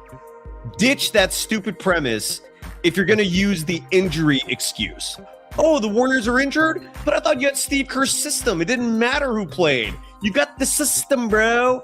The impeccable system. No, you need talent, dipshits. Yes. Well, what they haven't figured out is, and this is beyond like the energy realm that I believe in, let's just say the practical reality, is that how you can't talk about injuries when you have professors that do economics that are looking at certain things and say that you cannot sustain. Or professors who study the media. Yeah, or How about them too. Yeah, just anything like smart like Sharia. She's in the movie business. You have Evan, who's like writing scripts, and the correlation I'm saying is that you have to have a very high analytical mind to come to smart conclusions, and to say that this pace is not sustainable, it's going to lead to something. It's like the writing on the wall. Like, Cyrus, you're mid-40s, I'm approaching 40, and I can tell you that there's times where the back doesn't feel too good, the hip doesn't feel too good, and even as an athlete, you cannot sustain a certain pace at a high level as you're aging. This is why Popovich was the one that started load management. Remember that? Minutes restriction. Oh yeah, got fined routinely for it. Yeah, I think he set his whole entire starting lineup, a healthy Duncan, Parker, and everybody. But he did it because he actually had a formula and plan to win more. And so if you're not trying to get away with something, you're not really trying to win. But so back to the injury things, where I say they don't correlate the fact that the team is injured now to the what ifs. Like someone was saying, oh, imagine if Curry played tonight. I was like, the game would not have been the same. The defensive schemes would have been different. Just because it's a close game here doesn't mean inserting Curry, you're going to get the same performances, minutes, and shots as the rest of the other players, and you're just adding Curry's 27. It doesn't work that way. And someone said Tari, so you can't listen to his statement, but it's been said before in different various times in NBA history that it's easier to guard a team that who's going to be there. So when Tari Eason said that it's easier to guard Curry and Butler when on the Warriors when they're there. And I think someone mentioned that guarding like Kobe Bryant was easier for them than say like Richard Hamilton. This is what someone said, that guarding Kobe Bryant was easier than guarding Richard Hamilton. Not because Richard could score more than them, is because they just knew what Kobe was going to do. And if Kobe made the shot or not, that's just because Kobe is like that great. That's ridiculous. The part of the Richard Hamilton part is because Richard was always running around and you're getting bumped and bruised and you don't know where he's going to be, and keeping track of him mentally. So that's what I mean. So mentally keeping track of someone is running around, that was harder on some. I think it might have been Tony Allen or somebody that said it. But because you Tony Allen said that. Tony Allen said it was easier to guard Kobe than. So don't take my word for it. I can find it later. Maybe I email you. Well, but I kind of believe it because Tony Allen and look, takes like that. I always keep an eye out for bias. Like, for example, Isaiah Thomas the other day came out and said one of the most outlandish things imaginable. He was like, if you swapped out Michael Jordan for Kevin Durant, the Bulls are still winning 6 championships. It was like, but then you have to remember, like, immediately, your mind has to go to, oh yeah, Isaiah Thomas and Michael Jordan hate each other. Like, no love lost between those two. All these years later, 35 years later, whatever it is, they still hate each other. And Tony Allen and Kobe, I have no idea if Tony Allen and Kobe hated each other, but I do know they had a rivalry. And Kobe, I thought Kobe actually had a lot of respect for Tony Allen's defense. Find that quote. I that's a riveting opinion if that's what he felt. So it was actually Raja Bell that said that. He was also a good defender, not at Tony Allen's level, but he was good too. Yeah. Raja Bell. Is he on the Ringer right now doing a podcast? Yes, that's what he's doing currently, right? I never click on the but every now and then, like a suggestion will pop up with him there. I'll just ignore it. I have enough people that I get information from. I don't need to add another one. Cool. So what's going on? No Chardot. We're winding up the scoreboard. I'm just hanging out, just having a laugh. Maybe might smoke a lung dart in a second. Maybe pop a dip. Watch some porn. Do a line of blow. Maybe inject some heroin. Maybe go to a strip club later and find the most diseased woman there and have a few laughs. I don't know. Just this usual Sunday night. Folks, please don't take that seriously. Obviously, I was being facetious. Just chilling. Just another look. There's only 7 games left in the Warrior season, which is kind of crazy. And just real quick, Ron Artest also said that. He also said that guarding Richard Hamilton was harder than Kobe Bryant. So Ron Artest said that about his. Well, yeah, because the thing is not about the talent or the because it's more work. Because they're running around more. Is that what they're saying? Because they know. Did you ever watch Kobe in his prime? Do you remember? Course, yes. Do you remember how Shane Battier used to guard Kobe Bryant? He'll put his hand directly in front of his face. He face guard him, yeah. Yeah, you can't. But it was like Shane. I have never seen any other player be as good as Shane Battier as getting his hand up in between the shooting motion, right in someone's face. And anyone in the chat, if you're not like a deranged POS, look up some Shane Battier versus Kobe Bryant highlights. They're absolutely incredible. But I actually thought I'm not. And just to add to that, first of all, face guarding is such an old school defensive tactic, and I always admire basketball players that don't get fazed by that at all, because your vision, and that is one thing of an NBA player. That is part of what separates NBA players from everyone else, is they can make baskets without having any line of sight. They're trained for that because of the face guarding. But thinking of defense and more specifically who was the best defender on Kobe Bryant, I always think back to Taurean Prince. In the 2004 NBA Finals, the Lakers are going for their 4th title in 5 years. This was when they brought in Gary Payton, they brought in Karl Malone, and it was also the end of the Lakers dynasty. I think they blew it up after that and traded Shaq to Miami. But the Pistons won the title that year, and a huge part of it was Taurean Prince. Was it Taurean? What was his first name? Tayshaun Prince. Tayshaun Prince. There's a Taurean Prince now, right? Correct. Tayshaun Prince, forgive me. And so Tayshaun Prince, dude was long, if you remember him. And Kobe had huge issues in that NBA Finals series. Ben Wallace was holding his own on Shaq. And then Tayshaun Prince, sorry for calling him Taurean. Is Taurean still in the Bucks? Is he still in the NBA? He was a hell of a 3-point shooter last year. Anyways, Taurean Prince, yeah, right? I'm like confusing myself now. His defensive effort on Kobe in that series was unbelievable. I also still maintain that if Karl Malone did not get hurt, the Lakers win that series. That it was devastating. But that's just me. Well, that's the price of getting old. But it is. But and I'm glad you said that. It's a lesson for the Warriors. Yeah. You don't win when you're old, dude. Like relying on old people, losing strategy. I do not have recollection of it ever working, ever. I have no memory in my mind of running it back with a bunch of dudes in their late 30s and that strategy working. Can you name one? No, I can't, because the Chicago Bulls last Jordan run, Scottie Pippen was still relatively young. Early 30s, yeah. Yeah, and Jordan was Jordan was 35 that year. Yeah, and also 35 that year. And also, people forget that Jordan had pretty much a season and a half off, and Jordan also went to college, so he didn't have the NBA grind. I think at that point he only had played 13 years. So I think that was his 13th season. Yeah, the other side of that coin, you're right, but the other side of that coin is he had so many deep postseason runs. We've seen this burnout affect the Warriors too at the end of their dynasty.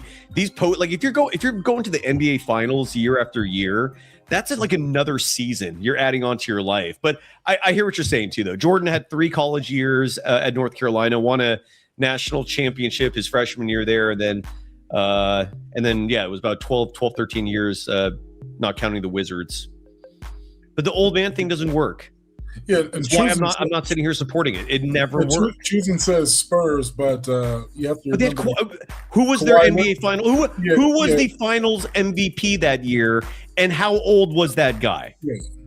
They had a young Kawhi that was spearheading. Yes. Not to mention Tony style. Parker wasn't old, and I don't think Ginobili was like ancient yet. The only guy that was kind of getting up there was Tim Duncan. Bigs age better than little guys in the NBA. It isn't complicated. But again, Kawhi Leonard. They also had good other like role player young pieces. I'm not sure if Danny Green was one of them. Well, I think Boris Diaw was insanely valuable for him. Danny Green. I don't know if Bruce Bowen was on those teams still, but you're right. They had a lot of depth. Yeah. You're right. How's life with you, man? What's new with you? Things been crazy. I had to.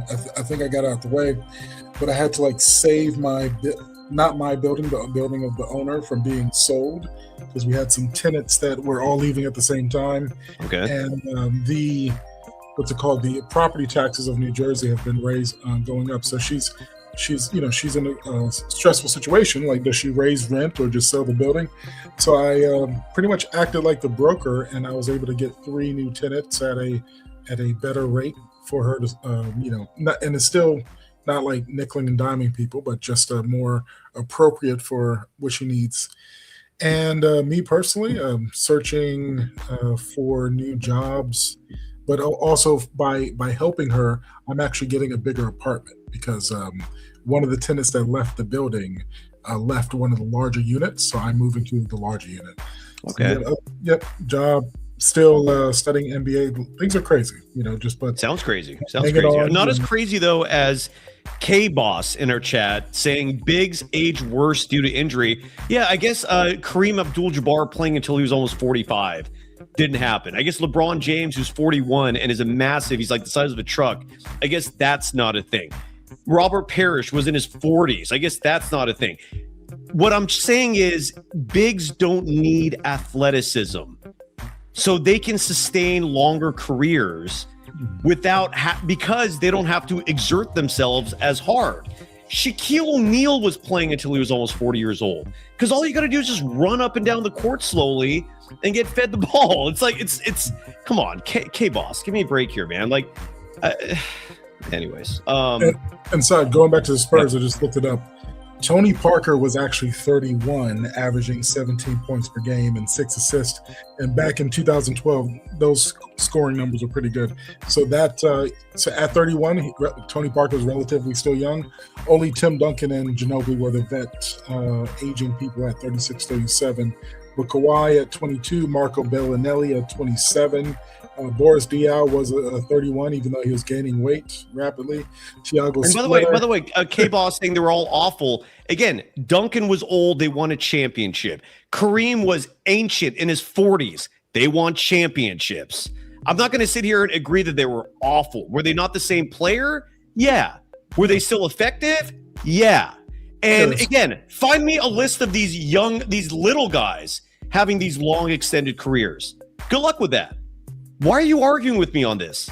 This is one of the what is wrong with people? Do people just like to argue? Or are you just being like annoying ass contrarians who just insist like, I gotta have a counterpoint, I gotta be devil's advocate? Like, Jesus Christ. I'm not arguing whether these people were trash at their old age. The question is, can you still play? Is durability easier for a big? Yes. Find me a list of little dudes pushing 40 still being insanely effective in the NBA. I'm waiting. Yeah, you won't. It is not a conversation, man. Like, God damn, shut the F up, dude. Well, I think it's Get the hell out of here. Last time Steph won a championship, he was like 33, 34. Steph last year couldn't play more than 3 games in the second round of the playoffs before his hammy popped. Steph's played half this year? And I'm seeing people in the chat say, well, Steph can play in his old age. He ain't playing. Well, I think damn, man. I just think it's a fan love. I know. Julian, any final I want to get going here, brother. Any final thoughts? No, that's it. I'll just say that, all good. What happened? Why is your job? I thought your job situation was fine. Like, I thought you were in tech. You were doing like coding or programming. You're on your way to having a 7-figure salary. Like, what happened there, man? Oh no, I'm just searching for a new job, just to elevate So you have the current job and you're going for a new job. Yeah. Okay. And I'm trying to secure it before a project ends in about a month and a half, because sometimes when projects end, you don't know where things are going to happen. So there possibly could be a layoff. So I'm just searching for a new job just in case. By the way, the guy who thinks Tingus Pingus deserves to be called a god and have a fan brings up John Stockton. If I remember correctly, Stockton's last good year, he was 36. That was the 98 finals. I'll look it up. But even John Stockton, it's like, okay, fine. You found one anomaly. And again, last good season was 36. I'm pretty sure he was out of the NBA by 38. And so, let me just confirm. He was born in 62. So in 98, he had turned 36. He was 35 most of that year, turned 36. And then we never saw or heard from him again. So 36, great. Steve Nash was done by the time he was in his late 30s. I see Nash's name. Chris Paul hasn't been relevant in 5 years. Yeah. Are you folks? I mean, Chris Paul was 38 when he was acquired by the Warriors. You think he was good at that point? We're talking about guys who are still effective, who are still making an impact. Yeah. Kareem was winning championships. Duncan was winning championships. John Stockton not winning championships. Chris Paul not winning championships. Steve Nash not winning championships. Are you not figuring out the pattern, folks? And it's just not the championships. It's we're just being effective. It's being a difference maker out there. Your body breaks down easier when you're a little man who relies on their athleticism to survive. These bigs are not relying on athleticism. They're relying on the size that they are biologically gifted with. All they have to do is just run up and down the court. And in a sport where height and size matter, they take advantage of that so they can survive longer. Little people who need speed, who need athleticism, who need every edge imaginable to survive in a game that's already stacked against them, when they get old, it becomes too much and they stop being badass, awesome dudes. It ain't complicated.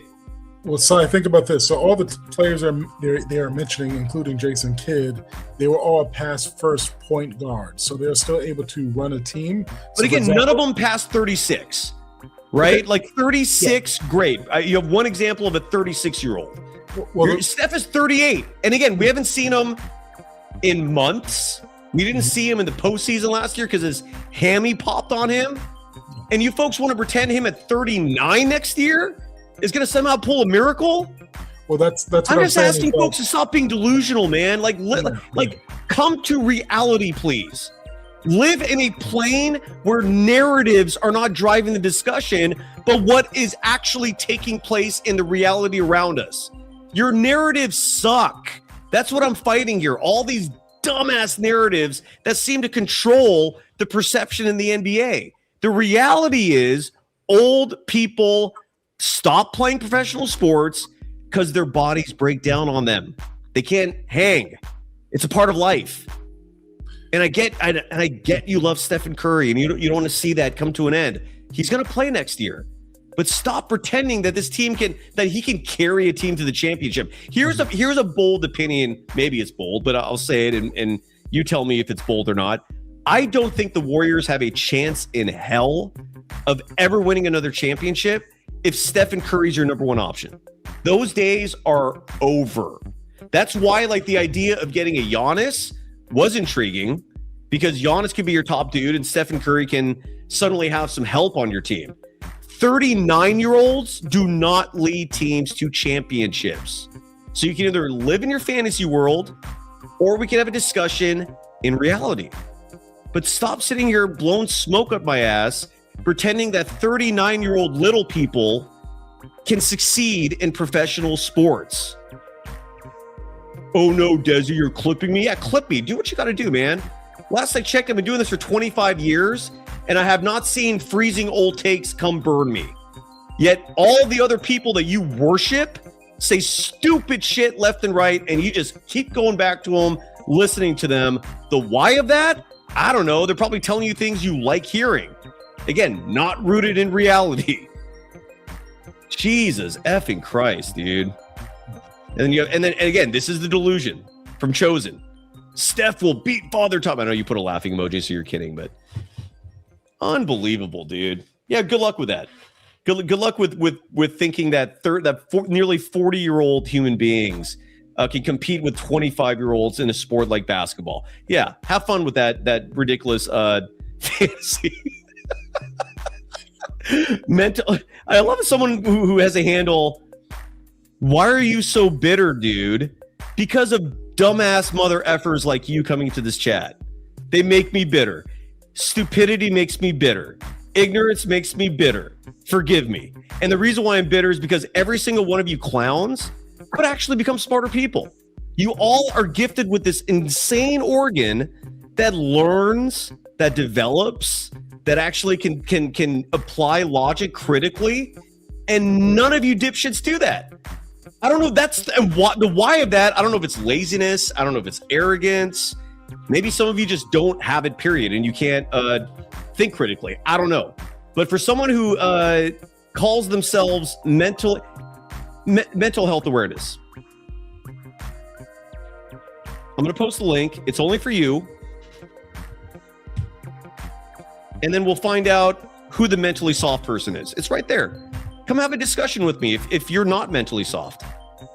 You call yourself mental health awareness, yet hypocritically are saying the most toxic shit imaginable in our chat. Come on the show for a second.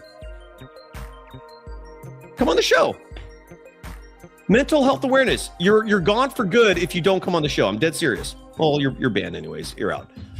This is why I come off as bitter sometimes, because there is an ugly ass section of humanity, and they love showing up in this chat, just saying utterly illogical things, nonsensical things. You hero worship a coach. That in and of itself is pathetic. Don't hero worship people that do things that you yourself can do. You can also coach a basketball team. It's not hard. You literally just decide who goes in, who goes out. If the players are young, you try to teach them in the process. And if anything you says resonates, great. That's it. And that's the person you're literally hero worshiping. A coach. Nothing special about him. Nothing. He does something anyone else can do. He just talks for a living. That's it. And that's the guy you guys worship. Utter insanity. And Desi's asking, how does Kerr come to this? Because I know for a fact all of you morons disagree with me because of that one piece of shit. That obtuse, arrogant, egomaniacal guy who's in power, has real power. He abuses it regularly. He's grossly overrated. And all of you clowns who come here routinely to argue with me love this man. You included. I know you do. Don't tell me you're not, because now you're being disingenuous. If you even know what that word means. And what's even worse is how cowardly you fools are. I post that link in the chat over and over, inviting you to have a conversation with me. And all of you just go, no, I got to keep typing. No, I know. No, you want to talk to me? No, I got to run away into a safe space. I'm going to go safe. I'm going to go down here. I'm going to go to my safe space. I can't handle talking to somebody. I got to have a safe space. Clowns. Bunch of pussies. I know someone who's not an absolute massive, huge, no nut virgin. That's Kyoko. I'm sorry, Julian. Any final thoughts before we go? No, I was just last thing I was going to say was a long time ago that those players that they're naming in their late years, they were a different kind of player. They weren't trying to be the number 1A, and they're still able to make an all-star team like Steve Nash. But Steph Curry could win a championship, but he has to be someone like, say, Jason Kidd on the Mavericks. He has to let someone else do their thing. All right, but that's it. All right, brother. Have a good night, man. Julian Bashir. Kyoko, how you doing? Good, you? Good. I know you're not a virgin. How's your night going? Still, no, bro. All we're trying to say is that like you can still play at like you don't have to be like a traditional number one option in the way that you're thinking. Like example, like playing, I don't know, like 60 plus games, performing great, very rarely having slumped. I don't think that's what me and the chat are trying to say. We're saying that you can still contribute to winning if you take a back seat, is what we're trying to say. More specifically, in what regard? Like example, I mean, you've been watching this team for like what, 4 decades now, right? I'm sure you've seen slumps, and especially in like basketball, it's like, oh damn, this guy's defense especially is like really, really off, and then he might have one good game out of like 5, but before it used to be 5 good games out of like 1. Does that make sense? So it's like, what it's player like, are you thinking of in this analogy? no, I'm just like theoretically, like as you age, yes, your defense gets like a lot worse. But the thing is that a lot of people disregard is that the slump also gets way worse over time. We're not saying that they can still play at like when they were in their prime, but if you were to like make them take like a backseat, kind of like how Stockton did, or J. Kidd did, or Lou Will did. Well, Stockton never did that. Stockton was always with the one of the top 2 guys, and then he retired. He played a couple more years after that '98 finals, and then but like every other guard who ages, the Utah Jazz became irrelevant, and then he retired. I think he retired at 38. What old guard are you referring to? That like, I guess, what are you trying to say? I don't follow. Like what's your point here? All I'm saying is that if you're a guard, especially now, like maybe not like even like 10 years ago, right? Like obviously the slumps are like way worse, and I think the chat is acknowledging that. But So what you're we're saying trying to say, so you're agreeing with me? no, yeah, Oh. I'm not saying it's like a traditional number one option where Steph can carry the load, but say he was like, he Number gets 2 option, yes, or even a 3, right? Like not. That's what I just said. Yeah, I did say that. I said you're like, the Warriors, in my opinion, are not winning a championship if they come back next year with Stephen Curry being the number 1 guy. That's why, like I don't know how you're going to get Kawhi Leonard. I don't see that as being even a remotely reasonable option unless the Warriors trade Jimmy Butler to the Clippers along with 2, maybe 3 first-round picks, and then the question becomes: is Kawhi Leonard worth 2 or 3 first-round picks? When considering he's turning 35 years old next year. But that, like what I've been saying, Kayoko, for the last couple months now, I guess, in terms of what the best outcome is for next year. What's up? Yo, what? All I'm saying is, to me, the best option for the Warriors next year, the best case scenario, you tank now, you pray to the basketball gods to give you a top 3 pick. Number 1 would be absolutely fantastic because I think AJ DeBonsa is like the consensus number 1 pick, or at least he's turning into that.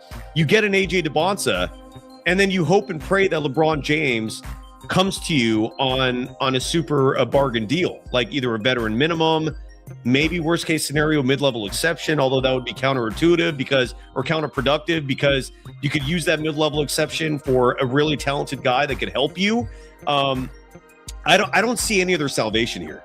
Like, and in either of these scenarios, whether it's LeBron, whether it's Kawhi, Steph does become the second or third option, and then you pray for health. And meanwhile, you're developing this young piece, whether it's a DeBonsa, whether it's a Caleb Williams, whether it's a Cam Boozer, hopefully not Darren Peterson. He has the Sacramento Kings written all over his face, or the Washington Wizards. Hopefully it's one of those 3, and then you have this piece that you can be excited for, and you could simultaneously root for all your grandpas. And even though realistically speaking, there's no chance in hell that team's going to do anything, but at least you can make everyone happy, I think. I don't know. What are your thoughts on that? I want Donovan Mitchell. Why? I love him, bro. He's so good, Si. You gotta watch him. He's not a winner though, dude. No, he is, bro. He's He's like an elite number 2 option. Bro, you got to watch it. No, Sai, come on. You got to watch him. You think I don't watch these guys? Do you want to read to you what Donovan Mitchell's postseason history is? Do you need that lesson? It's bad. I know. It's bad. Bro, the Cavs are like, yeah. I don't know, bro. I'm just like, I love Donovan Mitchell. Guys like Donovan Mitchell? That's weird to me. Like, you can't think of anyone better? He's just I'm clutch. not saying he's a bad player. I'm just saying there's a lot of better, like, aspirations. You know? I'm just saying he's not like, you don't have to give up the whole table. Okay, I'll be honest. Yeah, you do. I don't want Giannis though. Like, I don't want him either. No. I'm with you. I'm not a big. A lot Giannis of people think pairing Giannis and Steph is like pairing Shaq and Kobe. Completely different. That's not. I'm with you. Yeah. Again, that's why, to me, best case scenario is LeBron James, because he's going to cost you nothing. You can actually keep Jimmy Butler and then pray for it all to come together at like just the right time, middle of the season, late season. Kawhi Leonard, I'd love him on my team. I don't know if a 35-year-old Kawhi is worth giving up multiple first-round picks. That leaves me a little skeptical. Donovan Mitchell, by the way, turns 30 next year in September. So he's like an elite like shot maker though, bro. I'm not gonna lie. I know a lot of people don't like him, but Sai, like when he gets hot, like you know how it goes. Like when he starts making shot after shot, like it's like he can take games over. Like I don't know, bro. All I'm saying is that trading for KP, like I was with the idea, but I was rooting for like Ja Morant, bro. You had to give nothing up to get him. You could have gotten a pick back actually if you wanted Ja, right? You know what would have been awesome is if the Warriors made that trade, you actually would have been making Steve Kerr work. Something he hasn't done once in his 12 years with the Warriors. So all he does is just sit there and talk. That's all he does. He's like the laziest human being on the planet. No one knows that part about him, even though I say it repeatedly. He would actually have to work. You'd have to coach this guy. I would not have hated that idea, Kayoko, honestly. Oh, perfect. You're the first person who actually agreed with that take. I'll take Ja Morant over Pods. Yeah, I've been saying, right? Because when like, here's my logic with it. When you put like another guard in, right? Kind of like how they brought in Jimmy Butler and he kind of like Kerr made him take Kuminga's spot. I think Kerr is like a media guy and he'd be really, really aware of the optics, right? If he played like Ja alongside Pods. And so, I mean, it would just work. Like he'd be forced to bench Pods because of the optics, because he knows that like obviously Lacob is going to get on him. And also, I just think he's an outdated coach. New coach plus a draft pick plus a free agent. We'll get it back next year, bro. Trust. By the way, Hamza in our chat is saying there's like a 3% chance of getting a top 3 pick. I don't know where you got that from, but if the Warriors finish the season with the 11th worst record, which is where they are right now, meaning 19th out of 30 teams, they have a 9% chance. It's like 8 point. I'm rounding up. It's like 8 point something. It's rounding up to 9. A 9% chance of getting a top 4 pick. So look, I'll take 1 out of 10 over 3 out of 100. It's not, bro. Sorry, I don't even think it's only like a lottery pick. Like I feel like a lot of people are trying to paint this draft as in, oh, it's only top 4 and then everyone else is buns. I'm like, nah, bro. Like, have you seen Yaxel or Cyrus Reed? Big man, like Jalen Duren comp, like a more dynamic version of Jalen Duren and a bit more of Trey Murphy. Like he is good. You got to watch him. He's nice with it. I would love Jalen Duren on my team. He's a power forward at 250 pounds, right? Like if you watch Cyrus Reed, he's so good, like an actual physical big man. So yeah, it's just like this draft is deep. Is my point, right? So just adding to that, let's listen to Charles Barkley, and I bring him up because Barkley is doing March Madness coverage right now, but that also means he's watching all this young talent as he's covering the tournament, 64 teams and change. And listen to his words on the bigs and how many of them there are, how dynamic they are athletically, and then tell me you'd rather have Stephen Curry come back so he can get his ass kicked at OKC and risk serious injury instead of putting your hat for one of these gems. Here's this army, this plethora of bigs who can defend the perimeter. And you're sitting here telling me you have no interest in one of those for the Warriors? I mean, you're right, Kayoko. It ain't just the top 3 or 4. I mean, like, people are saying top 10, maybe top 15. And guess what? If you make the playoffs, you're ineligible for the lottery. The best pick you're getting is 15th. I mean, just so you can get your ass kicked by the OKC Thunder. Hard pass. I mean, give me one of those wings who's the size of a big, and then bring Steph back next year for the Last Dance, man. That's what I'm pushing for. Your thoughts? Yeah, to add on to that, like, it's like a huge like notion that it's like, oh, it's either AJ or bust. But I'm trying to tell like all my friends that I was watching like Terrace Reed.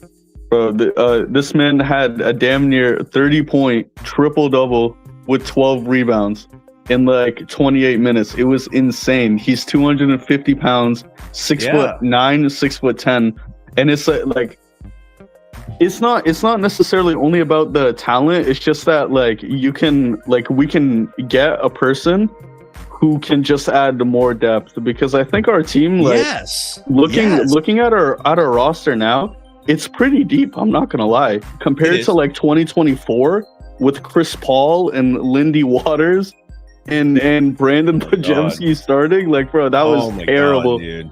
Here, at least we have they didn't get out of the play-in that year. Yeah, that was a very bad team. And just Kyoka, just to add to that, like a vibe I'm getting from a lot of people, and it all fits in this same umbrella of these Kerr apologists who have no foresight about future growth, about the big picture of the Warriors.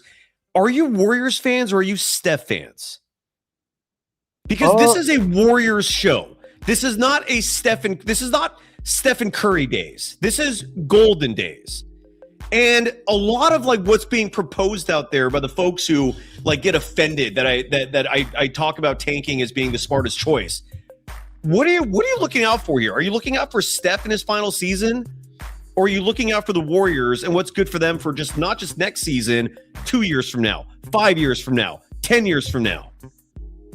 That's a question I really think a lot of you need to kind of like reflect on, because most of this, the rhetoric and the narratives that keep getting pushed out there are so that Steph can keep playing, even though in a lot of ways does not benefit the Warriors. And I'm very curious to know, like, what is your agenda? Like, are you like a Steph fan who's gonna vanish when he retires? Or are you a Warriors fan who's been with this team for as long as you've been alive, and you're gonna keep being with this team for the rest of your life? Because that's the boat I'm in. What boat are you in? Anyway. Yeah, so I'm and like Barbara in the chat saying like, and the 4 chips. Warriors have 7 as a franchise. And I want more of them in the future, in the nearer future. If you keep acquiescing for Steph, all you're doing is going out of your way for an aging superstar player who ain't gonna bring you a chip. Which again begs the question, Barber and everyone else. Who are you really advocating for? Steph or the Warriors? Because if all you want is Steph to keep playing and you're praying for miracles, you're not looking out for the Warriors at that point. All you're looking out for is your own selfish desire to keep seeing Stephen Curry play. I mean, yeah, I'm like a bit of both, right? Like on one hand, it's like, it's like this man like turned this organization around, right? Like we can't just ignore that. And then he stayed loyal. Like realistically speaking, I think after 2022, they should have traded him, not because I don't like Steph, but it's because I think it's better for him.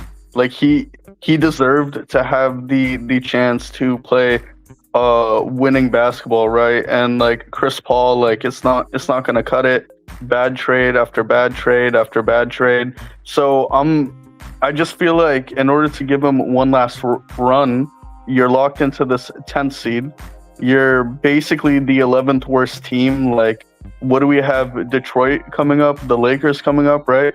We're probably going to lose that. KP is probably going to get load managed. So to me, it's like, we can, and even if we do try to win, I don't think we're going to beat the Blazers, because the Blazers aren't really trying to tank. They want to see like how far they can go and then build off of that. And yeah, like that's about it. I just like, in other words, all I'm saying is that we can draft good because there's a lot of depth. So it's not going to be hit or bust. And then Steph comes back with even more depth, and then it gives him one last like run. So I mean, I'm like exactly yes. I'm doing both, right? Like obviously I want the Warriors, but this would benefit both because he's going to be out, and then in theory, you can keep maybe KP, right? Say you don't want to acquire anyone. Okay, all cool, but you added Yaxel or Terrace Reed to your thing, and they're elite talent, right? And now you have an extra starter, and then Moses Moody. Oh yeah, his injury too. I've dealt with the patellar tendon. I actually do deal with it like right now. You didn't tear yours though, right? Is it more tendonitis in your case? Tendonitis. It was almost a tear too. So it's like it hurts for all my hoopers out there. It's just it's overuse and excess strain, and it's because Kerr had him guarding the power forward. Bro, I got it guarding guards. I can't even imagine guarding a power forward, bro. Like I can't imagine that. And it's like, Kerr is behind that, but a lot of people don't really know like what it is, because most knee injuries are more so the ACL, the meniscus, the runner's knee, which I've never heard. No, but I got mine at 15, and it was just overuse and like strain of the tendon. And eventually you get like a bump, and it's like a long process. Like every time I play basketball, I have to wear a compression at first. Like I had to go to like physio, rough. And it can lead to like back pain. It's rough, but and again, what I'm trying to say here more specifically, my messaging more specifically here is for the folks who like don't, or just are completely disregarding how important the draft is for an organization, and especially in a year like this where it's deep.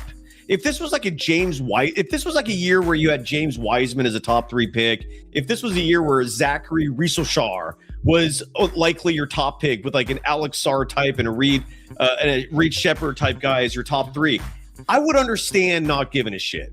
All right, I would get it. There are certain years where you just tanking doesn't matter because the draft just isn't that good. This ain't one of those years.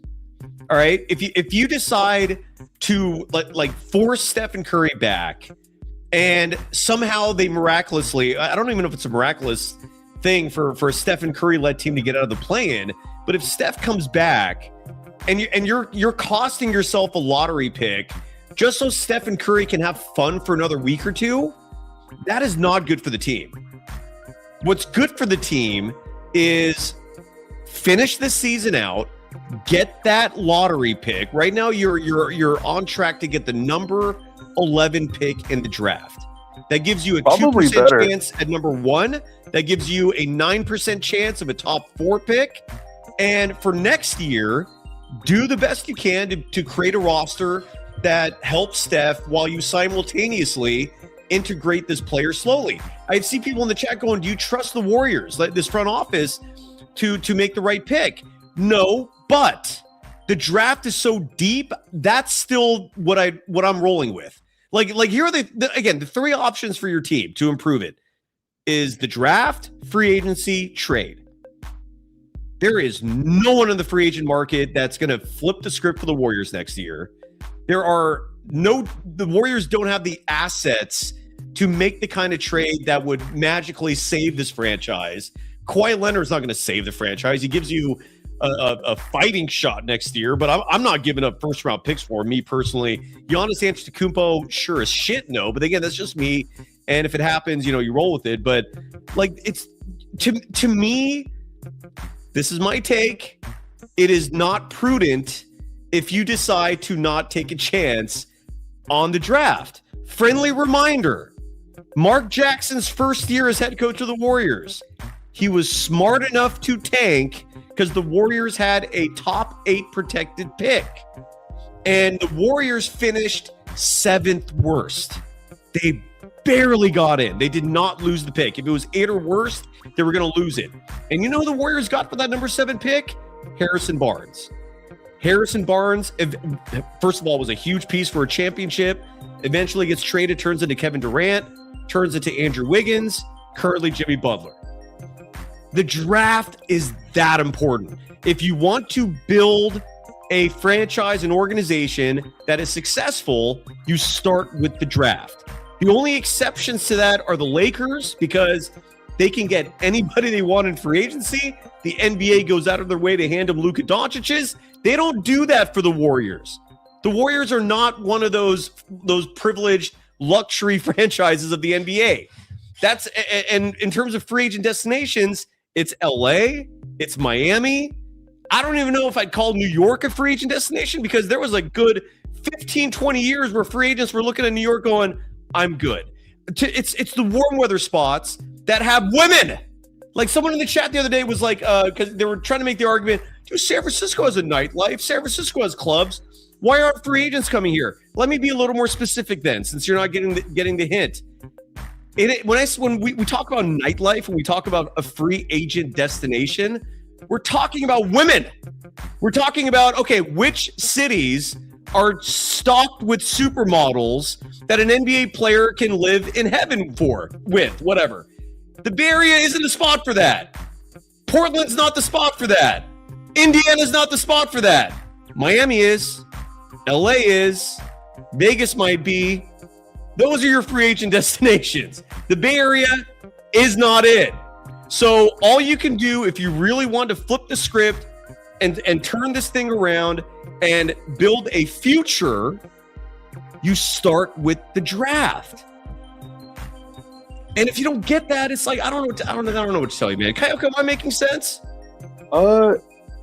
Yeah. I mean, I've always been on the edge that you can do like both, right? Like, I think a lot of people think it's either this year or nothing next year. Some people think it's either draft or nothing. I've always thought that, you know, if you add a bit more depth, you can look for trades. Like, you can do a bit of everything is all I'm trying to say. I still want Ja, though.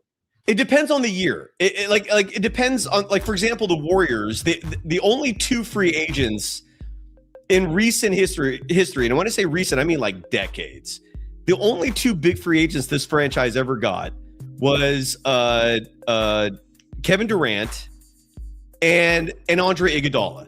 Andre Iguodala came here because he saw Stephen Curry, he saw Klay Thompson, Harrison Barnes knock his Nuggets team out of the first round of the playoffs, saw them win a game in San Antonio and push the eventual champions to 6 games, and thought to himself, that looks fun.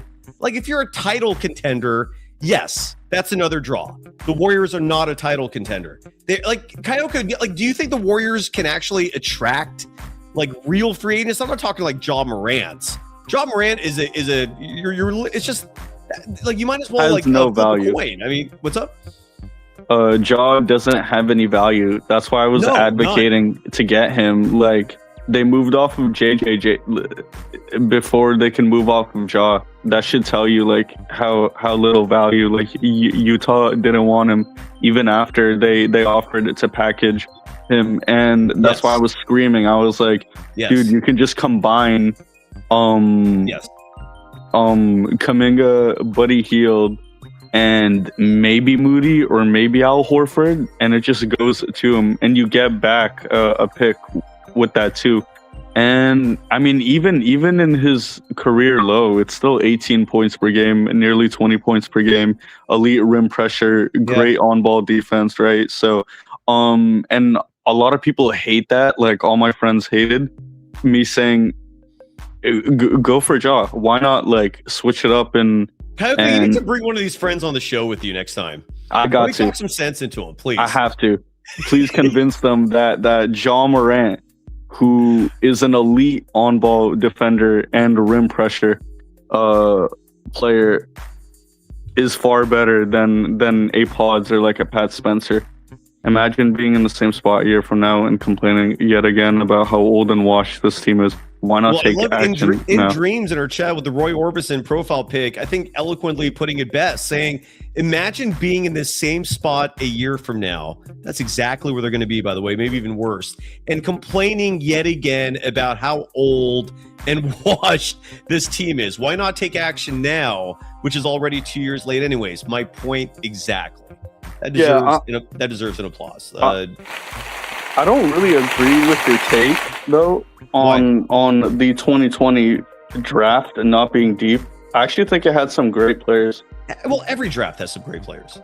It's all about how many great players and who these great players are. 2020, yeah, Anthony Edwards was the top pick, but he wasn't a consensus pick. Warriors could have had him, case in point. Minnesota was offering him for the first round pick in the following year's draft that the Warriors owned. The Golden State Warriors owned the Minnesota Timberwolves #1 pick in the 2021 draft, which turned into Jonathan Kuminga. Minnesota wanted that pick back. They were offering a pick swap in the process. Warriors could have had Anthony Edwards, but of course Steve Kerr did what he does and is an utter buffoon. But you're right. There were some talent there. LaMelo Ball was the 3rd pick. He was good. Unfortunately, I think Patrick Williams was the 4th pick. Not good. And then the next really good pick was Tyrese Halliburton. I think he was number 11 that year. I mean, there was some talent, but it's all about the number of good players that comes out of a draft. How certifiable the lottery picks themselves are. Like how good or bad the hit rate is. What level of greatness the picks themselves are going to reach, and how many of those types of players there are. There's a lot of different ways to gauge the depth and talent of a draft pool. 2020 was just thin. It wasn't empty, but it was thin. Like the Zachary Risoshard draft, another one that was kind of thin, right? Like when your top 3 picks are Zachary Risoshard, Alex Sarr, and Reed Shepherd, and then you're comparing that with the draft that had let's say Wemby. Who was the number 2 pick in Wemby's draft? Was that Scoot Henderson? Might be a bad example if it was Scoot. Scoot's been a letdown, man. But anyways, I don't know if you get what I'm trying to say here, but some drafts are just deeper than others. There's just more talent in some drafts than others. I think the catalyst of why a lot of these picks haven't went our way is more so because of who they are as a person, right?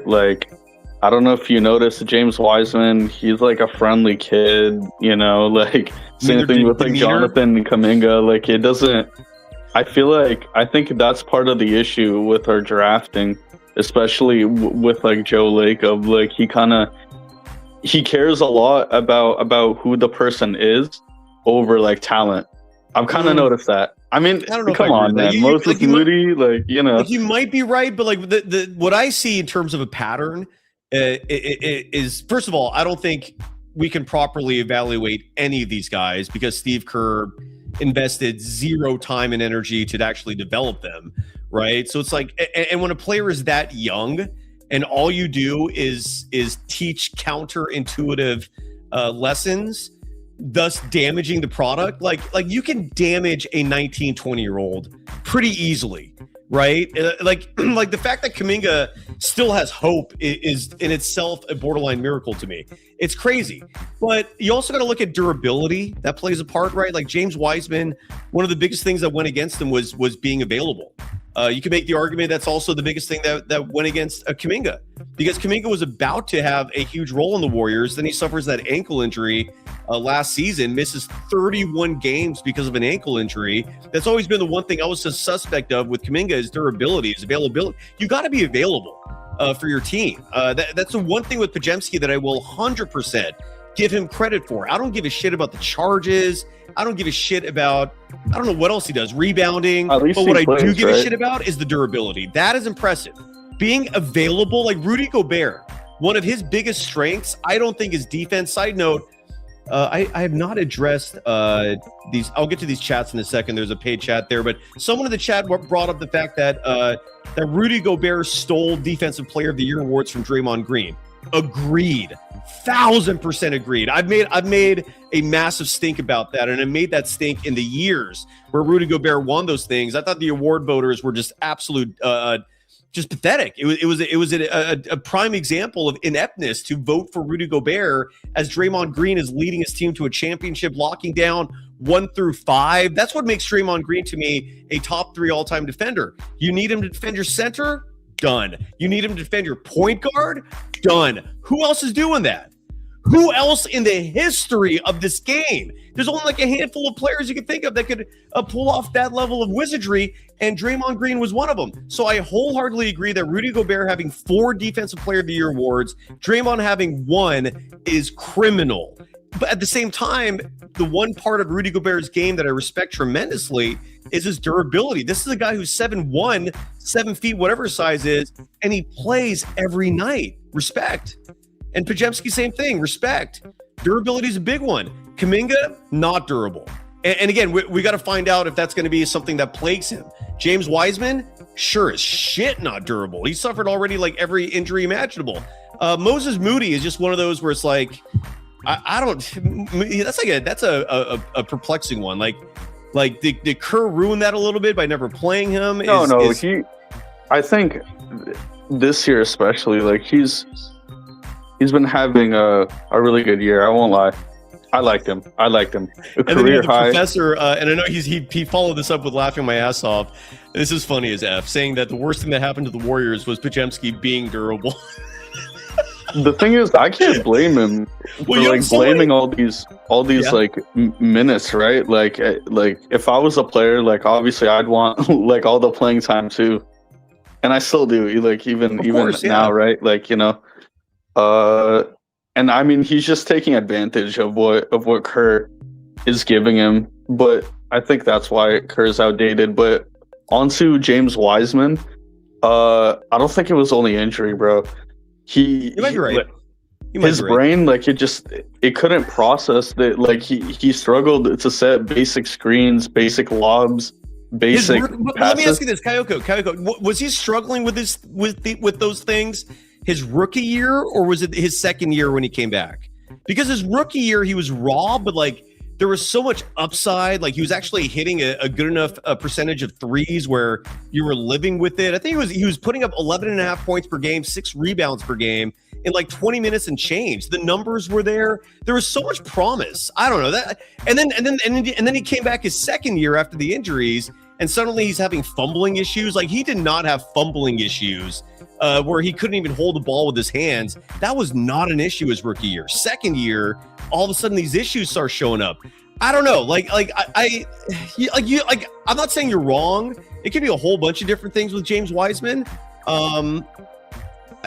They had Anthony Edwards. They could have gotten Anthony Edwards, man. Yeah, no, but like at the same time, though, aside from Kerr, like I don't like the dude, but I have a feeling it's also like behind a lot of this, man. Like once he saw James Wiseman's play, his value was still kind of high. You could have just traded him. Like why would you keep him to until he has no value just to use it to bring GP2 back? Same thing with Kuminga. Why would you keep him, tank his value, and then trade him for Kristaps and then no picks? It was basically a dump at that point, right? It's mismanagement. Yeah, agreed. Like if a player has high value and a coach isn't going to play them, he's injured, you got to like sell high immediately, man. Like you can't just wait and then add more pieces. And then Wiseman came back and the roster was like a bit different. And then 2022, like he barely played. Like what did he have? 8 points a game? It was bad. Oh no, that's right. Yeah, he had the knee injury and then he was out. Was it his third? How long was Wiseman with the team? Was it 3 years? He got traded his third year, right? Yeah, he won the chip, but he didn't really do much with us. And then I think they moved off of him. But at that time, the league already caught on that. Oh yeah, like this dude is a bust. Like thank God we took Ant. Which I mean, that's basically been my main point. It's okay to draft wrong, but it's not okay to hold on to a wrong draft. Fair. Does that make It makes perfect sense. Yeah. In other words, you're saying it's not cool to not move on. I mean, yeah, like we all saw where that Kuminga thing was going, but it got dragged out like what, 2 years? Like, what was the summer about? Like you're right. Yeah, you're right. It's just utter incompetency, man. And it's like you could have used them to at least get like Pascal and like try winning and then building like a roster, because Pascal would have been a great number 3 option, but instead, like you kept him. You knew Kerr wasn't going to play him, and case in point, he didn't really play him like this year. And it's not only that, like, I mean, me and my dad were talking about this, and when you have like a franchise player, you can't really just draft and then like expect to deal with like all these politics. Like, if you draft wrong, like you got to move off and try building around that franchise player until he becomes washed. I think that's how you keep on winning. So yes, I'm with drafting, but if it's a bad draft, okay, like that's okay. Every team, look at the Wolves. What have they drafted since Anthony Edwards? 3 busts. They've had 3 busts, 3 seasons in a row, right? So right. You're right. Every team drafts bad, but you just got to be smart as to like, oh, okay, we know that like right now, I don't think a lot of people or a lot of the league has caught on to how like little value Pods has. So why not move off of him now? If you're going to extend him, okay, cool. You can just move off of him and ask for a 2nd round pick. Case in point, why the Kings wanted to swap Keon Ellis, and Keon Ellis had so much value on the market. It's just basic business. You just got to be smart with it. Agreed. And that's why, first of all, I did not mean to share that picture, but there it is. That's a side note. Armando Lore is the one who posted that. And Armando went viral for that photo. If you're listening to the podcast, you clearly can't see this. Armando a couple weeks ago posted a picture on Twitter, and it's the picture that's on YouTube right now with this live show. And it's Steve Kerr and Anthony Lamb just talking. Yes, the Anthony Lamb experiment, that was real. That is not what I wanted to share, though. I wanted to share this, and it's just a very simple tweet from the handle is Kool-Aid at Kool-Aid Cooling, cool with the K, who writes, "The worst players on your team be the most healthiest." That is actually true. Looking back at it, like a lot of the people, like when I played like basketball, like the most like healthy guy, like he wasn't that good, but he was a cool guy, right? So obviously I'm not gonna put him down. But who is this? Which one? Who? No, I just I played like basketball like last season, and like one of the worst players on our team, he was available like all the time, but he was a cool guy. So I'm not gonna put him down, but you know. Okay, all right. But so you're just talking like, about some guy that only you know, and you're about to trash him, and then you're having second thoughts. No. All I'm saying is that like his tweet is like right. That's like a correct tweet, because he wasn't like a good player, but. All right, Kyoko. I got a Chardol waiting. I still got one more email I gotta go get to. Any final thoughts? No, I wasn't even planning on like joining, but it's because I'm glad you did, man. You're like, did you have spring break yet, or is that upcoming? It's already over, bro. School is ending in like 2 weeks. What did you? Finals soon. Oh, you guys end early in Canada. Yeah. Are you in a quarter system or semester? No, I'm college. Like, I know, but are your terms quarters, or are they semesters? Or no, do you not know what I'm talking about? It's only 2 terms. Okay, so that's semesters. Wow, so you end really fast. Yeah, a lot of the work get out like early mid-May, something like that. That's usually when it ends here. So congrats. What did you do for spring break? Spent a lot of time with family. I got to catch up with them, and it was great. Like, nice. It was great. Nice. I enjoyed it. All right. And yeah, that's about it, right? Like, family, sports, a bit of schoolwork, catch up on it, and yeah, maybe a bit of video games, a bit of card what games collecting. are you playing? That's very important information. What games are you playing right now? What Mainly system? like FPS. Like I remember like I played a lot of Call of Duty at one point, like Black Ops, a bit of Warzone, a good amount of that. Does it depress you that video game time goes faster than anything else? Meaning, and in case people don't understand what I'm saying, if you're playing video games and it's a really good game, like 12 hours goes by like that. Have you experienced that or no? Is that just me? Yeah, I have. I mean, I don't really play for like long periods of time anymore, but I've tried getting back into it. But yeah, like 2 hours, like it feels immediate. I'm like, what? Like it's already been like 2 hours. I'm like, oh my god, I gotta hop off. But Barber, who's actually near you, you're in Ottawa. Barber's in Montreal, saying what's funny about Canada, or maybe he was talking to wait a second, Paul. See, Paul. Now we're on the same wavelength. Paul, my dirty ass mind, saying we have healthy escorts here, as opposed to where doesn't have healthy escorts? Oh, Larry Hood. When did the chat get all freaky here with a little pervy? Larry Hood's in the chat saying there are a lot of escorts. Why are we talking about escorts? I don't know if NBA players are fans of escorts. Maybe they are. I always thought, because to me, in my mind, Kayoko, I don't know if you agree with me or not. To me, there is a difference between a stripper and an escort. It's actually a pretty profound difference. Like strippers don't sleep with you. Escorts do. Well, at least, unless you got some game. But have you been to what are your thoughts on all this chat about escorts, Kayoko? Or is this above your pay grade? I'm too innocent for that. But let's keep final your thoughts. innocence. Final Let's keep thoughts. your innocence intact. Yeah, we'll move on from this subject. Kayoko, well, congrats on school being over in about 2 weeks. What's your plan for the summer? Work. I've had like a ton of interviews like these past few weeks, so I've had to get that done.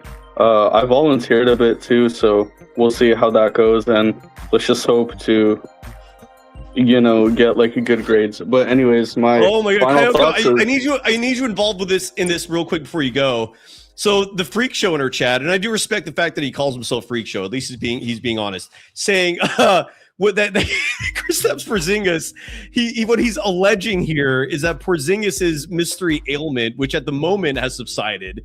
And side note, I have zero faith that he's just going to be fine for the rest of his career. Great. He's been active for like 2 whole weeks. Let's see like 2 months before we start pretending that maybe Kristaps Porzingis is going to be okay. But Paul Freak Show is saying that Boston is where Porzingis got sick. And it's the kind of sick that you get from the ladies. I don't know. I don't think he has POTS. I'm pretty sure he does have an STD. Like, yeah. Which STD? I'm not sure, but I remember a few years back. Yeah. No. Yeah, like a few years back, a lot of like Boston fans used to always say, they're like, "Oh, I'm pretty sure like he has an STD." I don't know if you knew that, but you can read like a lot of the reports. I've never heard that. That is news to me. Is that what Paul the Freak or Freak Show whatever was saying in the chat? Is that what he's insinuating? Is that there's a rumor that Kristaps Porzingis got something nasty in Boston? I mean, it's a high chance, especially if you like look at the history. No, I mean just like this is crazy. So for the record, we're just having fun here, all right? There's nothing rooted in reality with this conversation. But that is some funny ass shit. I've never heard that. I'm definitely going to do some research on that now. I'm going to talk to my Boston people and see what they heard. The reason why like they like his agent obviously isn't going to say that. It makes like the league look bad, and especially Boston, who's like very PR heavy, and like why would he go to the Warriors and like admit that, right? That's why Steve Kerr kind of like backtracked, and that kind of confirmed it. I was like, oh yeah, then he probably does actually have like an STD, but it's not. I don't think it's like AIDS. I don't think it's like saying it was a known fact. No, I'm not going to say it's well. First of all, it would be HIV, and then and when HIV turns into AIDS, usually you're at your like last legs of life. But all kidding aside, I don't think it's HIV. Well, my guess, like, look, if I don't, we're having fun here, all right. Like, I'm not saying that Kristaps Porzingis actually has an STD. With that said, let's say for the sake of argument, all right, we're just literally speaking hypotheticals here. Like gonorrhea STD or like HIV STD? Like how serious of an STD are we talking here? I mean, it can't be like too serious as to like what I've read, but like it's still like pretty bad if he. That's why it came off as like a mystery, and then Kerr, like, he was like, yeah, he doesn't actually have POTS, and then he backtracked and was like, oh well, actually I can't speak on that. So, but it just makes the league look bad. Like, why would his agent like willingly say that? So all I'm saying is that, and also POTS is way worse than like a minor STD. That's all I'm saying. By the way, Porzingis was interviewed at halftime, and I don't know if you were watching the NBC feed, but he was winded. Like like even the sideline reporter, I forgot her name, was even acknowledged that. They're like, Kristaps, we noticed you're breathing hard. He's like, yeah, I'm tired, and because Denver also has the higher elevation. This was a test, but what was the old Chicago gangster, Al Capone? Didn't he have gonorrhea, and that eventually like ate his entire brain, and he died like senile and crazy, and but I thought they also had antibiotics for gonorrhea. So well, they do now. That was like what 100 years ago. Yeah, but almost? I'm saying they exactly they have it now. So Porzingis, like, I don't understand how an STD would be affecting him unless it's HIV. Like, that's the only one I could think of where. Because even if it's like something like herpes is just a skin thing, so that's not going to affect your endurance. I'm trying to think like what would affect your endurance. So it's not going to be like the herp. It ain't gonna like it. I don't think like gonorrhea or chlamydia, like those things are gonna like wear you down. So what's left? Like I'm not an STD expert, forgive me, but like those are the only ones I could think of. Are there any others? What's your theory on what the STD is, Kayoko? I mean, I did think it was HIV. That was kind of like the first thing that I assumed, but maybe not like the end stages of it. And I'm not. Also, I mean, even if you take antibiotics, like it could still spread. No, HIV. Look, that's crazy. I hope that's not true. Because to me, it's like it's fun in games talking about this shit, unless it's like HIV serious business. I hope that's not true. Someone in the chat mentioned syphilis as well, but I think they have antibiotics for all these things. The only one that is not like technically curable is the herp, but again, that's not going to really like affect you in terms of endurance and conditioning. And then there's HIV, and that's some very serious business. God damn. All right, this got dark. On a lighter note to finish things up, Kayoko, where are you going to work this summer? What's your plan there? I'm planning on working as a swimming teacher, lifeguard, like anything like that. And yeah, I might work another job. I'm still thinking. It's nice.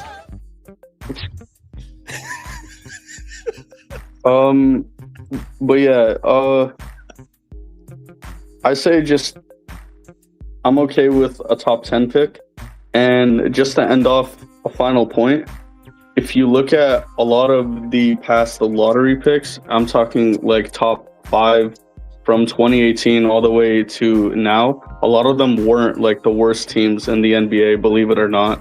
Like 9th worst, 10th worst, 12th worst. A lot of it, like, I think people hear a 3% chance and think, oh my God, like what? Only 3%? Well, again, that's for the number 1 pick. That's for number 1. Yeah, for but it's like 10%. 4, it's 9. What's up? I said, yeah, but like it's like 9 or like 10%, anything after that. And plus, like, you don't have to get a number 1 pick to get a generational player.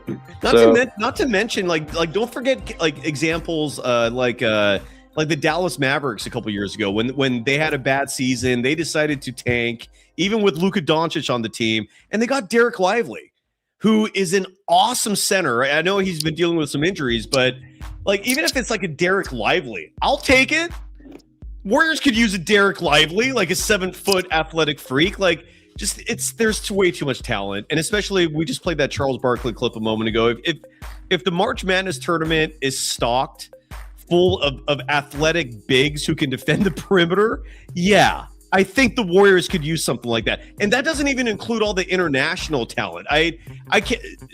The moment the season ends, we're going to definitely shift gears focus-wise and talk a lot about the NBA draft. And I'm going to bring a lot of quote-unquote experts. When I say experts, I mean people who actually research the college game. And like Kristen Peak is at the top of my list. I hope we can track her down. There's a bunch of people out there that we're going to bring on. And yeah, it's exciting. It's been a number of years since the Warriors have been in this discussion. I mean, I think the last time they were in the lottery literally was 2021. That was 5 years ago. Kayoko, you were like a freshman in high school at that point. So life moves fast, and it's been a long time since they've had a lottery pick. It's about time to bring one on. Yeah, if the Warriors want to do right for Steph and give him one more chance, I think this is the only way. Add depth, get a new coach, and reload for next year, and then you could load manage him. You don't have to play him 80 games. 65 plus games, right? Like you can, and also like, again, I don't want a Giannis. He's not as good as like people think. Well, the durability is a concern, dude. And the fact that he's been healthy this season and then Bucks are losing, like I'm pretty sure he was there active and played on a night when they lost to the Wizards.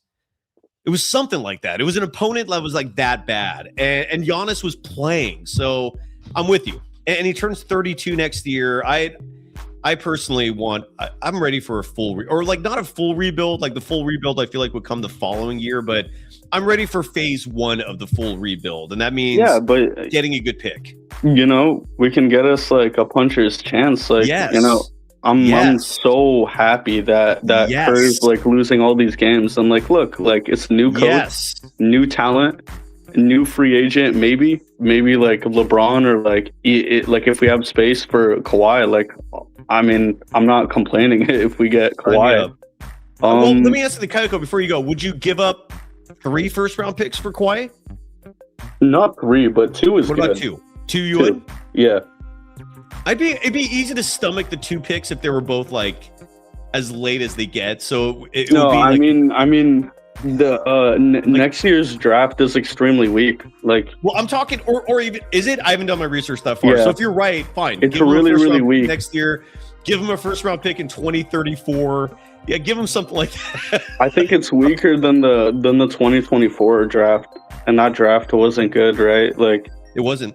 Like who'd you have that is actually playing really good? Like from that draft. Like Alex Sarr, I think, is like the only one that I can think of. I know. I like Alex. Like Reed Shepherd has moments where I don't like Reed. I'll be honest, I don't like him. Is it the defense or what else? What about him don't you like? Defense, really. Okay. And I don't like his playing style as well. You know who the number 4 pick in that year's draft was? Who was it? Stephon Castle. He's badass. Yeah. Next, Castle's good. Castle is very good. The next, but then after that, so the 2024 draft, it was Zachary Risoshaw, Alex Sarr, Reed Shepherd, Stephon Castle, and then it gets a little murky. Ron Holland I like, but I don't know if he was worth the 5th pick in the draft with the Pistons. Tijan Salon, is he still with the Hornets? Donovan Klingon's like I mean, he's a stiff, but he can play. Rob Dillingham was a massive swing and miss. He was actually a Spurs draft pick, and then the Minnesota Timberwolves traded for him, and that didn't work out. Zach Edey has promise, but durability has been a massive issue for him. Cody Williams, who does he even play for? Is he with Charlotte? Yeah, I think so. Modest Buzelis. He's okay. He's all right. Solid. I like him. He's okay. Okay. He's Devin okay. Carter, He's okay. Bub Carrington. Okay, Bub is pretty good. I like Bub. He's all right. Jared McCain was a good one. I still don't believe in it, bro. I'll be honest. It feels like a fluke. Maybe. Hot take. It's a hot take. I know. A lot of people like Jared. I just I'm feel not like pushing back. I don't have a strong opinion on that. I think the Lakers swung and missed he with gives me Dalton Brandon Connect. Podziemski vibes. Like how he had like a promising rookie year, and then after that, it's like, okay, then what? Like he doesn't. Dalton Connect? No. Jared McCain. Yeah. He doesn't give you Pods vibes. How a lot of people were like freaking out over like his first year, and then like he didn't really improve, and he got benched on the Sixers. I mean, he got benched for like 2 legitimately better players, though. But I feel you. I mean, look, Sam Presti took a swing at him. That's got to say something. I mean, Sam Presti is like the god of front office. I mean, execs. Yeah, but he's not like a Case and Wallace. Is like my point. He gives me Brandon Podziemski vibes, basically. You might be right. He's not going to kill your team. He's not going to like raise it though. Like OKC is already really deep, and like he didn't really have any value. It's like, might as well. Like Dalton Connect, I thought was a swing and miss for the Lakers. Tristan De Silva, I thought was a steal for the Magic. He's a fantastic player for them. He's already starting. The game that the Warriors wanted against the Magic at home, he was out. Pretty much the whole team was. I don't know what happened to Jacoby Walter. Jalen Tyson has moments with the Cavaliers. Yves Missy has moments with the Pelicans. I don't know what happened to Dayron Holmes. AJ Johnson. He's okay. The Knicks drafted Keyshawn George, and he's with the Wizards now. I like Keyshawn. I believe in it. Like more than Jared McCain. It's a hot take. I know. Same thing with that John Morant take. I know it's a hot take, but you know. I don't know who Pikomi Dadiot is. I don't even know if he's ever ended up playing in the NBA. He was the 25th pick that year by the Knicks. Dylan Jones was the 26th pick. Terrence Shannon Jr. was the 27th pick. Ryan Dunn was the 28th pick. He's actually playing for the Suns, doing pretty good. Isaiah Collier was the 29th pick, and he's had some really good games for the Jazz. And then the Celtics with a steal at the 30th pick, Baylor Shireman, and I say that because he plays.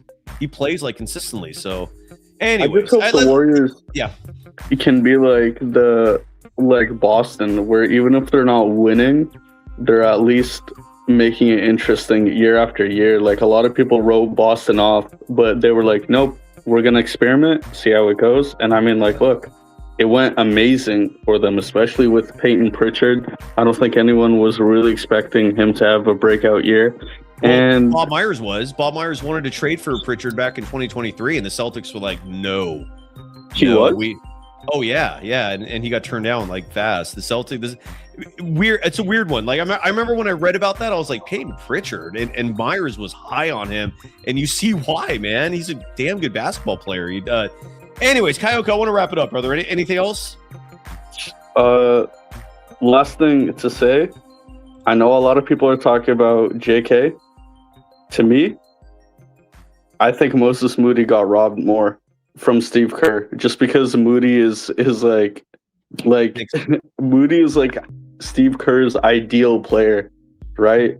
Yeah. 3-and-D, he can do a bit of everything, and he plays great defense. But I just think JK got a lot more traction. But if you really want to talk a person who's gotten robbed, it was for sure Moody. And to me, I still believe in Moody more. I know it's a hot take as well, but I love Moody. I believe in the shot. The defense is great. To me, it's always been his confidence and his motor. There's like a few games where he's like, he doesn't really want to play, and he's kind of just standing there, not really doing much. And then other games, it's like, oh shoot, I see the optics. Okay, I'm gonna turn off now. So yeah, that's why I want Kerr gone, because I mean he ran Moody to the ground, and yeah, a patellar injury is no joke, and it playing sucks. Him it was like 34 minutes in his first game back after missing 3 weeks, and nobody questioned it. Nobody it's crazy. Warriors media right now is in a really wild state, dude. Like nobody has a journalistic mindset. Nobody's trying to get answers. Nobody cares about, fulfilling the curiosity. And then they made Pods the player of the game. So disrespectful. They made Brandon Podziemski the player of the game. I'm like, what? He was the player of the game? Hello? It's Moody just tore his tendon, and you're taking Pods PR, over dude. him? It's just PR. It's just endless PR. Oh, you're talking about the night that Moody got hurt. Yeah, that was crazy, dude. Moses Moody was leading the team in scoring. In scoring and in defense. Literally the best player. And they gave and the Warriors gave player of the game honors to Podziemski that night. You're right. That was shameful. It's got to be Kerr, man. It is. I yes. swear. It's all Steve Kerr. Someone earlier was asked, like, why are you so bitter? Because Steve Kerr gets away with murder on a daily basis. And half of you just sit there and go, what's the problem? As he's got like a knife with blood dripping off it. Ran Steph to the ground, ran Moody to the ground, Steve ran like Wiggins. A bloody knife. And half the Warriors fan base is like, why are you so bitter, Cy? As he's like just killed another guy. He's like smiling. What's wrong? What, Cy? Why are you so upset? Why do you care so much? As Steve Kerr is just, another part of the Warriors organization. There's another 3 years of your future cut. Oh, there's another 5 years cut. Bloody knife. Why are you so upset, Cy? What's the big deal? I think this is last year, though, bro.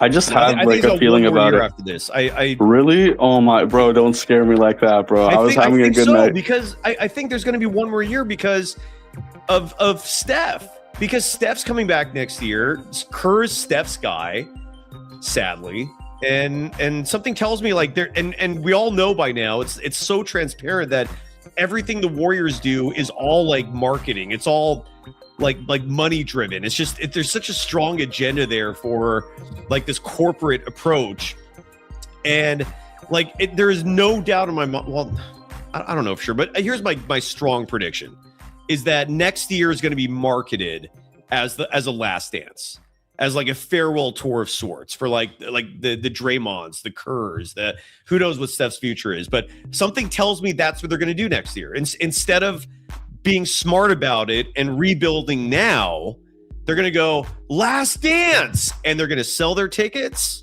And just like what someone in the chat said, we're going to be at this point a year from now repeating the exact same things we're saying now again for like a fourth year in a row.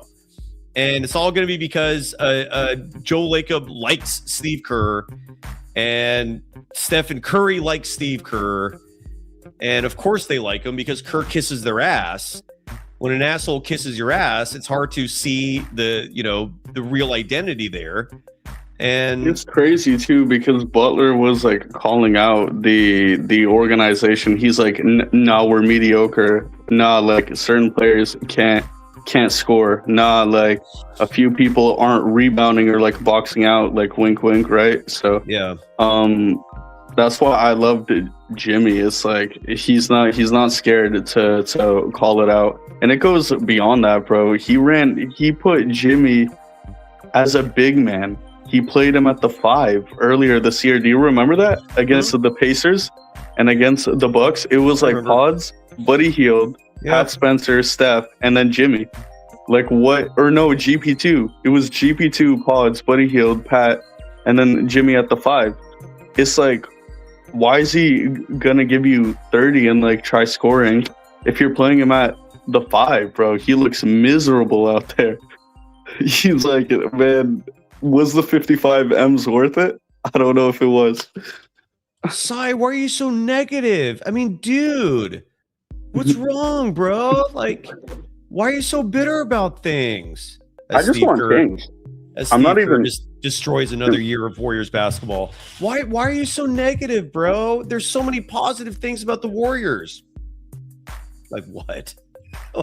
What is positive? What, Kyoka? We need to go. Kyoka, we'll see you again soon. All right. All right. See you, bro. All right. I like that guy, Kyoko. I like you. Shardal's been waiting very patiently. Two things, Shardal, and I'll come to you. All right. Two quick things we got to get to.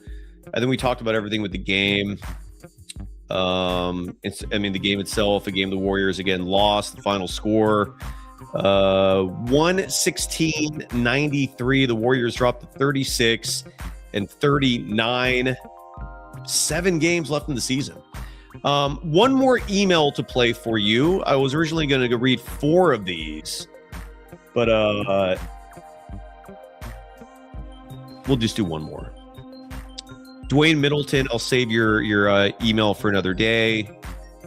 Israel Brown, I'll save your email for another day. This email comes from someone who's just named Joe. Short and easy. Letters, we get letters. We get stacks and stacks of letters.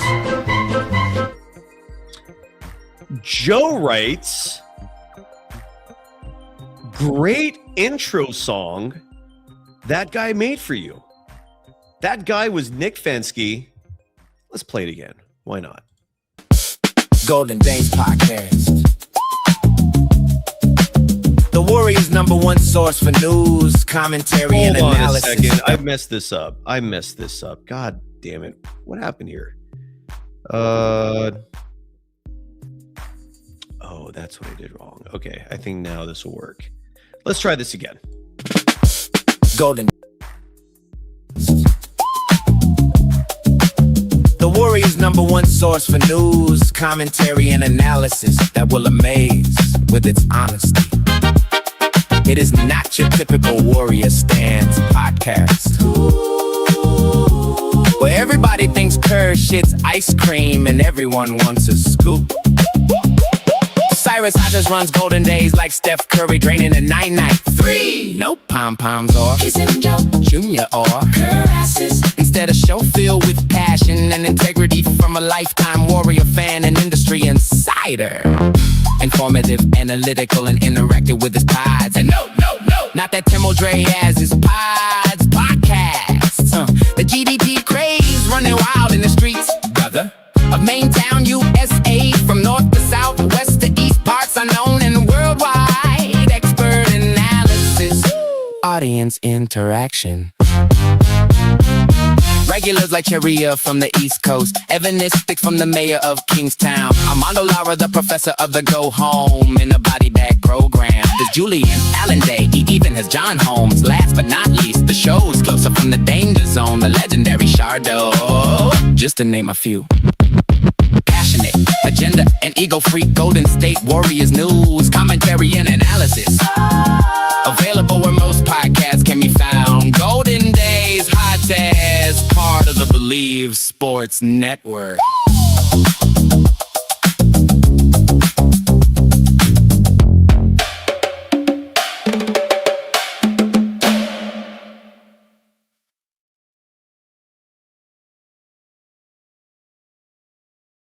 Nick Fensky, thank you.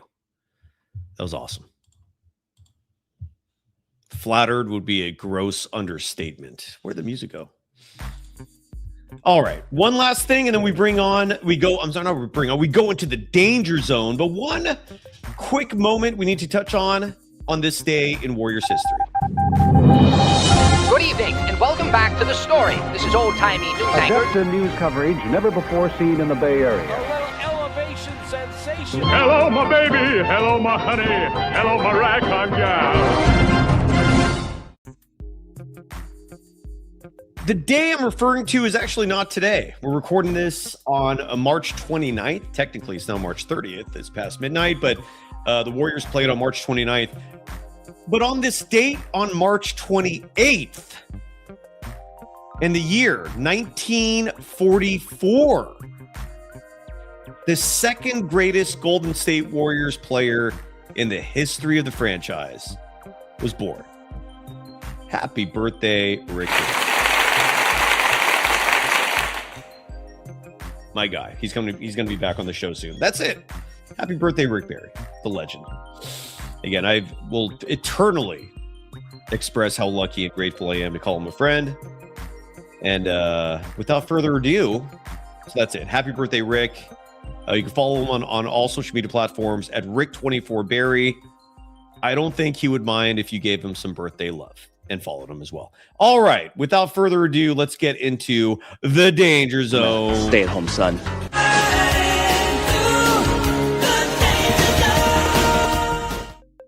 All right, another logo. How you doing, Chardal? You this time you merged the Warriors and the Niners. I like that better. Just my personal preference. How are you doing? Hi, Sai. I'm doing great. How are you doing on this late night edition of Golden Days as the Denver Nuggets dominate the Golden State Warriors by final score of 106-93 from the Ball Arena in downtown Denver, Colorado? What were your thoughts on the win tonight? What were your thoughts? What were your thoughts on the performance by the Warriors? I'm more concerned with how Mark Grande was with you. Was he nice to you? Mark Grande was nice with me. Beautiful. What'd you talk about tonight? I just talk about I just kept it vanilla like always. My intro. Okay, that's good. That's good. What were they talking about on the radio? Like what's their topic of discussion on the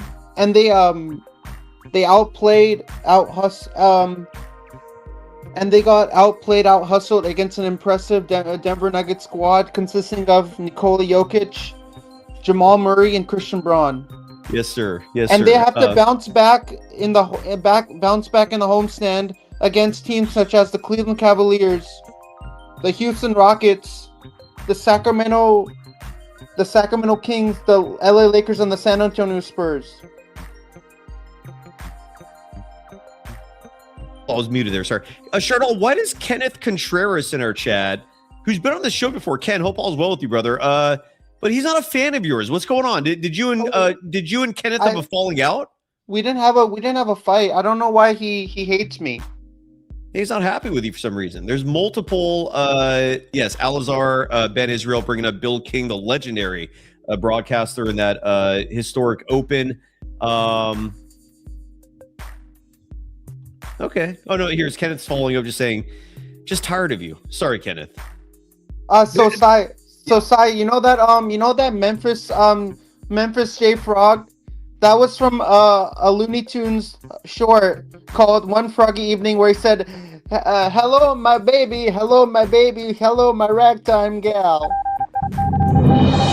Good evening and welcome back to the story. This So is that, old-timey news. coverage so never Memphis J before Frog seen in would the Bay Area. sketch. Hello, my baby. Which is called- Hello, my honey. Hello, my Hello, ragtime my baby. gal. Hello, my baby, my ragtime gal. Yeah, that is from an old Looney Tunes sketch. By the way, you asked me a question the other night, like what my favorite South Park episode was, and I drew a blank on. I forgot to mention my two faves. Like there are two episodes that are very specifically my absolute favorites. Well, three. I mentioned the Soda Sopa one, the Cartman with the episode where the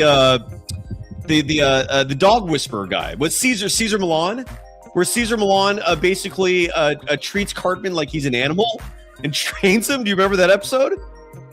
I remember that episode. That episode was very funny. I should go back and watch that episode. That episode might be number one on my list. And then the other one doesn't have any of the normal South Park, none of the regulars, like the four regulars, like Cartman, Stan, Kyle, and Kenny. The episode where Towley has an intervention and he's addicted to crack and heroin, but most of the episode is actually about all the special needs kids at that camp, and we're introduced to Nathan. That might be my favorite episode. Do you know what I'm talking about? I definitely know what episode you're going at. So have you given any thought to maybe revisit that? What are your favorite South Park episodes? So I said Guitar Queero, Soda Sopa, Tom's Rhinoplasty, Cartman's mom is a dirty slut, and the one where Ike's Bravlovsky's having an inappropriate relationship with this teacher. Yeah, that's right. That's yeah. So you must like the little brother, Kyle's little brother. I like Kyle's little brother a lot. Yeah, that makes sense. All right, you ready to go through the scoreboard and call it a night? You think that the Warriors are going to bounce back from this loss against Denver? Do you think that they're going to... Well, first of all, they don't play again until Wednesday. No, and the San Antonio Spurs are coming into town. So if you're asking me, do I think the Warriors will beat the Spurs Wednesday? No. No, I'm saying, do you think the Warriors are going to bounce back from this loss and get a win against the Spurs? No. Why not? Can you please explain to me why not? Because the Spurs are very good. The Spurs might even be better than the Nuggets. And I don't think the Warriors will have an answer for Victor Wembanyama or Harrison Barnes or Dylan Harper, Stephon Castle, or De'Aaron Fox. The Spurs are good. I don't think the Warriors are going to beat them. Do you think different? Do you think the Warriors have a shot? I think the Warriors have a shot of beating San Antonio. All right. I'm guessing a lot of people appreciate your optimism more than my bitterness because of Steve Kerr. Are you ready to go through the scoreboard? So, I'm a big horror movie buff. My top 5 horror movies are Nightmare on Elm Street, Friday the 13th, Texas Chainsaw Massacre, Halloween, and Scream. My top 5 Broadway musicals are Lion King, Hamilton, Phantom, Wicked, and The Book of Mormon with the Trey Parker and Matt Stone, the creators of South Park. That's a good hell of it. By the way, Kenneth Contreras, fantastic reference. Cock Magic. You remember that in South Park? I remember Cock Magic. Dude, Randy Marsh, I think, has to be like... I think I like Randy Marsh better than Homer Simpson. I know that might be a bold take, but Randy Marsh and his cock magic. Hey, do you remember the South Park episode where Randy Marsh, he was in the hospital and then he released a football-sized feces and then he didn't take a shit, and then when all the people from the church came, they stuck a trophy in his feces. Do you remember the unit of measurement they used for the feces? Was it Kerrig? It's a Kerrig. It's 2.4 Kerrigs. Did you watch that episode? I've seen every episode a million times, man. Like one came on the other day that took me a second to remember. That occasionally that happens, but one movie that you should definitely check out that you haven't checked out. Which one? My Cousin Vinny. Why would you think I haven't seen? I've seen that a million times too. That's my favorite movie. It's a good movie. That's my grandfather's favorite movie. You know that? My dad loves that movie too. My grandfather loves that movie, My Cousin Vinny. It's a great film. He could watch that over and over again. When he comes over to my house, he said, "Put that movie on." Makes me want to eat some grits. Put My Cousin Vinny on. I want to watch it. Got some fried grits, some sautéed grits. Joe Pesci. Great Joe Pesci. You know Ralph Macchio's in that movie from Karate Kid? I do. He's the guy's nephew or whatever. Is it? Yeah, he's Mike Vinny's their cousin. Stan and Bill Gambino. You ready to go through the scores? Let's go over the scores and wrap up the show for the night. It's kind of late. It's the next day already. It's midnight already. What is a Monday like for Chardal? Monday night for me is playing watching Netflix, playing with my cat, and playing video games. What video games? Madden and NBA 2K. Oh, so you're all about the sports games. You don't like sports. Fair enough. Well, we go through the association. A lot of games were played tonight. Well, actually, yeah, a decent amount.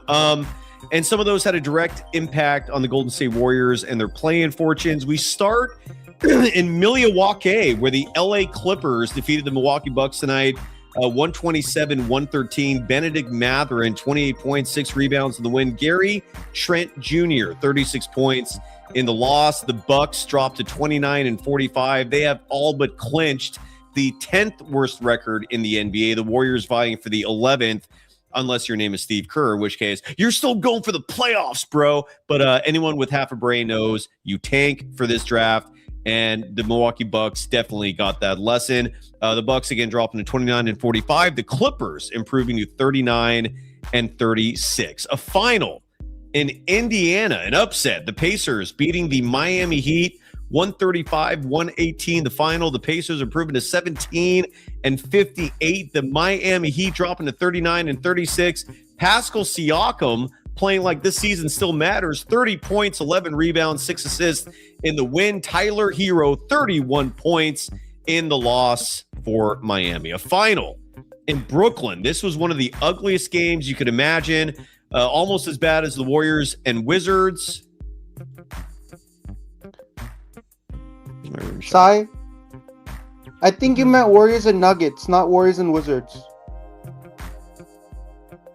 Where's my Did you mean Warriors versus Nuggets? You said Warriors versus Wizards. I was being sarcastic because if there's anything more exciting than the Warriors and Wizards, it was tonight's Kings-Nets game in Brooklyn, and the Nets beat the Sacramento Kings tonight in a thriller, 116-99, to improve to 18-57. The Kings dropped to 19-57, leading the way for the Brooklyn Nets tonight. Drake Powell. Who's Drake Powell, you ask? A rookie. He was picked 22nd in the NBA draft last year, one of, I believe, 6 first-round picks by the Nets, none of whom have been exemplary this year. Anyways, he finished with 16 points tonight. Devin Carter had 20 points and 8 rebounds in the loss. Yes, Chardal, sorry. Do the Sacramento Kings play the Warriors 2 times? Do they Correct. play one time in San Francisco and then one time in Sacramento? Correct. And Just Lakers, same thing with the Lakers. They play one game in Crypto.com Arena and they play one game in San Francisco. So that's an interesting statistic that I just found out there. That have you ever been to Golden One Center? I've never been to Golden One Center, but Sacramento Kings love going there when the Kings win and they light the beam. Like they pick a Sacramento Kings player to light the beam. Well, it's sometimes Domantas Sabonis. We might have a Golden Days post-game show from Golden One. I might try and do it from my phone. I think I'm going to go there on April 10th for that game you're talking about. Anyways, elsewhere in the association. Is it fine? I would love to go to that game on April 10th against the Kings. We can meet up. Sure. Let me know if you're there. That would be really exciting to meet you. Wouldn't that be really exciting for me to meet you in person at Golden One Center? It would be exciting. Would you recognize me? Would you recognize? The Boston Celtics, a convincing 114-99 victory tonight over the Charlotte Hornets in Charlotte. The Celtics have proven a 50-24, their 50th win of the year. The Hornets dropping to 39-36. LaMelo Ball with 19 points. Jason Tatum, 32 points, 8 assists on a night where Jaylen Brown was not even active. He had the night off, and the Celtics still beating the Hornets. Impressive, yeah. You know the Tonight Show with Jimmy Fallon on NBC? I've heard a lot of of players have been featured on that show. Jason Tatum has been on that show. Okay. Derek Brown, Jaylen Brown has been on that show. Canepa has been on that show. Steph Curry has been on that show. Why are you bringing up I'm the a Tonight big Show? fan of the Tonight Show with Jimmy. I'm a big fan of Jimmy Fallon. Jimmy Fallon was him and Justin Timberlake who came up with the Dick in a Box song? That was them, that was not Jimmy Fallon. That was Andy Samberg? Andy Samberg, The Lonely Island. Okay. Gotcha. You're mixing it. You're mixing it up. I did mix it up. Well, you clarified it. We're all good now. Yeah. A final in Toronto where the Raptors beat the struggling, free-falling Orlando Magic 139-87. That's called a blowout. The Raptors improving to 42-32. The Magic dropping to 39-35. Scotty Barnes, 23 points, 15 assists, 3 steals in the win. Jalen Suggs, 13 points in the loss. The Magic dropped to 39-35. The Raptors improving again to 42-32. Yeah, sure. So the Toronto Raptors won by 52 points. I haven't done the math, but I'll trust you. Is that what you came up with? It's they won by 52. Wow, that's impressive. A final, 3 more. We're almost done. A final in New Orleans where the Houston Rockets beat the Pelicans 134-102. Alperen Şengün, 36 points, 13 rebounds, 7 assists in the win. DeJounte Murray, 19 points, 6 assists in the loss. The Pelicans dropping to 25-51. The Rockets improving to 45-29. A great game preceding the Warriors Nuggets tonight. The OKC Thunder beating the New York Knicks, who are in town in Oklahoma, 111-100. The final, Shai Gilgeous-Alexander, 30 points. Jalen Brunson, 32 points in the loss. The Thunder improving to 59-16. The Knicks dropping to 48 and 27. Last but not So least, I would really love to go to New Orleans, Louisiana, have some beignets with powdered sugar, and a cup of chicory coffee, and have a po' boy, because I haven't had a po' boy in New Orleans. Ever? Never. I've never had a po' boy. Have you ever been to New Orleans? I've had just shrimp etouffee, but never had a po' boy. So you've been to New Orleans before? I've been to New Orleans, but I never had a po' boy. Well, I guess you got to go back. I missed. We went to New Orleans, and then we had the beignets and the coffee, but we didn't have the po' boy. When I went to New Orleans, I was on a cross-country road trip, and so I had the luxury of just kind of doing the non-touristy shit, not having a family to tie me down. So when I had my po' boy sandwich, I was literally, it was a hungover day where I was exploring the city of New Orleans with my dog, and I looked up where to get the best po' boys. It was like this shack. It was delightful. So when you go to New Orleans, when you go to New Orleans next, and you get a po' boy, do you get the remoulade sauce and all the stuff on top of the sandwich? Whatever they put in there, it was shrimp. I remember it was shrimp, lettuce, and bread. It was just. Do you get the remoulade sauce or no? I don't remember remoulade. I've never heard of remoulade sauce until just no. now. It's the sauce that they put on the po' boy. Okay, I don't remember. I guess they did. I don't know. A final. Looks like you're not a true person who enjoys luxury tastes. Is remoulade a luxury item? It is a luxury item. But po' boy sandwiches are not a luxury. No, remoulade. Food, so... Remoulade is a luxury sauce. Remoulade. Well, isn't that a weird contradiction, Chardol? That they put a luxury sauce on a very traditional standard? No, remoulade is a luxury sauce. That's what I'm saying. But po' boy sandwiches are not luxury sandwiches. So no, but they're putting a luxury sauce on a po' boy. I know that's weird. I'm saying. Why is that weird? Because po' boy sandwiches are not known to be luxurious. But remoulade is like supposed to be very luxurious. You know, if you eat remoulade sauce. My sandwich was $5. Chardol, my sandwich was $5. That's all I know. It was like a $5 shrimp po' boy, and it was delicious. That's very cheap. It was, yeah. I hope the Warriors play on the Pelicans on my birthday. Wouldn't that be special? Sure. What's also special, one final game to run down, and this one has implications for the Golden State Warriors, a final in Portland where the Trailblazers won 123-88 over the Washington Wizards. And if you ever need any contrast between your Golden State Warriors and the Portland Trailblazers, the Wizards were in town 2 nights ago, and the Warriors barely beat them by 3 points, right? They beat by 3 the Wizards? Yeah. They beat them by 3 points. 109-106, I think, was the final 109-106. Warriors won that game. Well, the Trailblazers beat Washington tonight in Portland, 123-88. Portland improving to 38-38. The Wizards dropping to 17-57 to Toumani Camara, who will be a handful for the Warriors. He did not play in the one game that the Warriors won. He had 23 points, 7 rebounds, 3 steals in the win tonight. And for the Wizards, their player of the game, no profile picture for Julian Reese. Julian Reese, an undrafted rookie, was the player of the game for the Wizards tonight. His stat line, 8 points, 13 rebounds. I watched the Duke and UConn game today.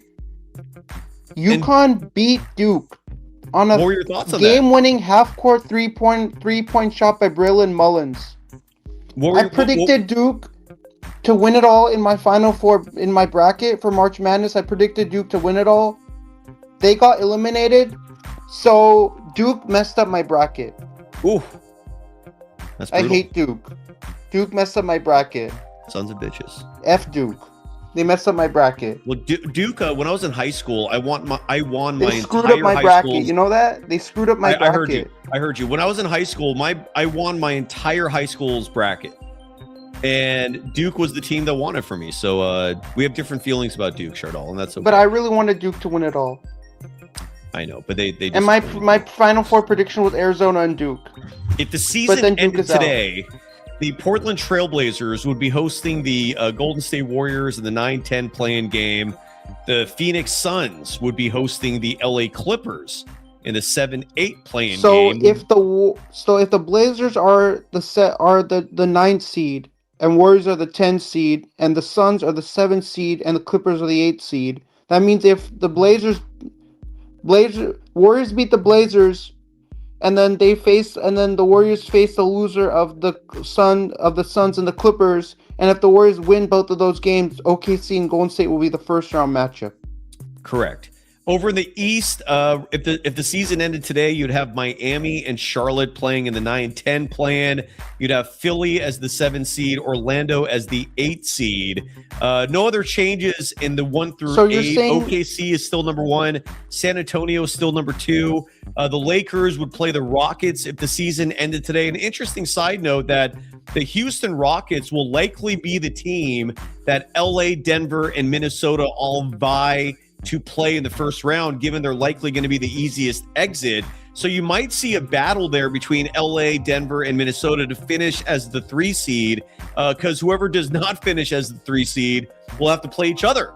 And right now, if the season ended today, you'd have Denver and Minnesota playing the first round. That would be one of the gnarliest first round playoff series that I can remember. The Lakers would host the Rockets. In my opinion, the Lakers easily win that series. Meanwhile, OKC, as Shardal mentioned, will play the Warriors. If the Warriors somehow won 2 straight play-in games, a very unlikely scenario. The likely scenario here is that OKC will probably play Portland or the Suns or the Clippers in the first round. The Spurs will play the winner of the 7-8 game if the season ended today. So if you're watching this on Eastern YouTube, Conference, the Heat are the 9th seed and the Hornets are the 10th seed. Sixers are the 7th seed and Magic are the 8th seed. So if this happens right here in this scenario, so if the Hornets beat the Heat, then the Heat are out. Then the Hornets have to face the loser of the Sixers and Magic. Is that true, or is that wrong? Or I think that sounds right. And then the Cavaliers would host the Raptors if the season ended today. The Knicks would host the Atlanta Hawks. So that's your show. So you're saying it's gonna be OKC and Golden State. It's gonna be Denver and Minnesota, Lakers and Rockets. And then is it gonna be would you like to see Pistons and the 76ers and Pistons? Would you like to see that matchup? Who do you think would win in that matchup if that was the case? I think Philly's gonna win the whole thing. What do you think? Warriors are gonna win the whole thing? Sure. So the Warriors are the 9th and 10th. I got some paid chats to get to here. Trees in 21.99. Please forgive me if I missed this. I'm terribly sorry. I have so much guilt when I do this. I'm sorry, man. Forgive me for the $5. Thank you.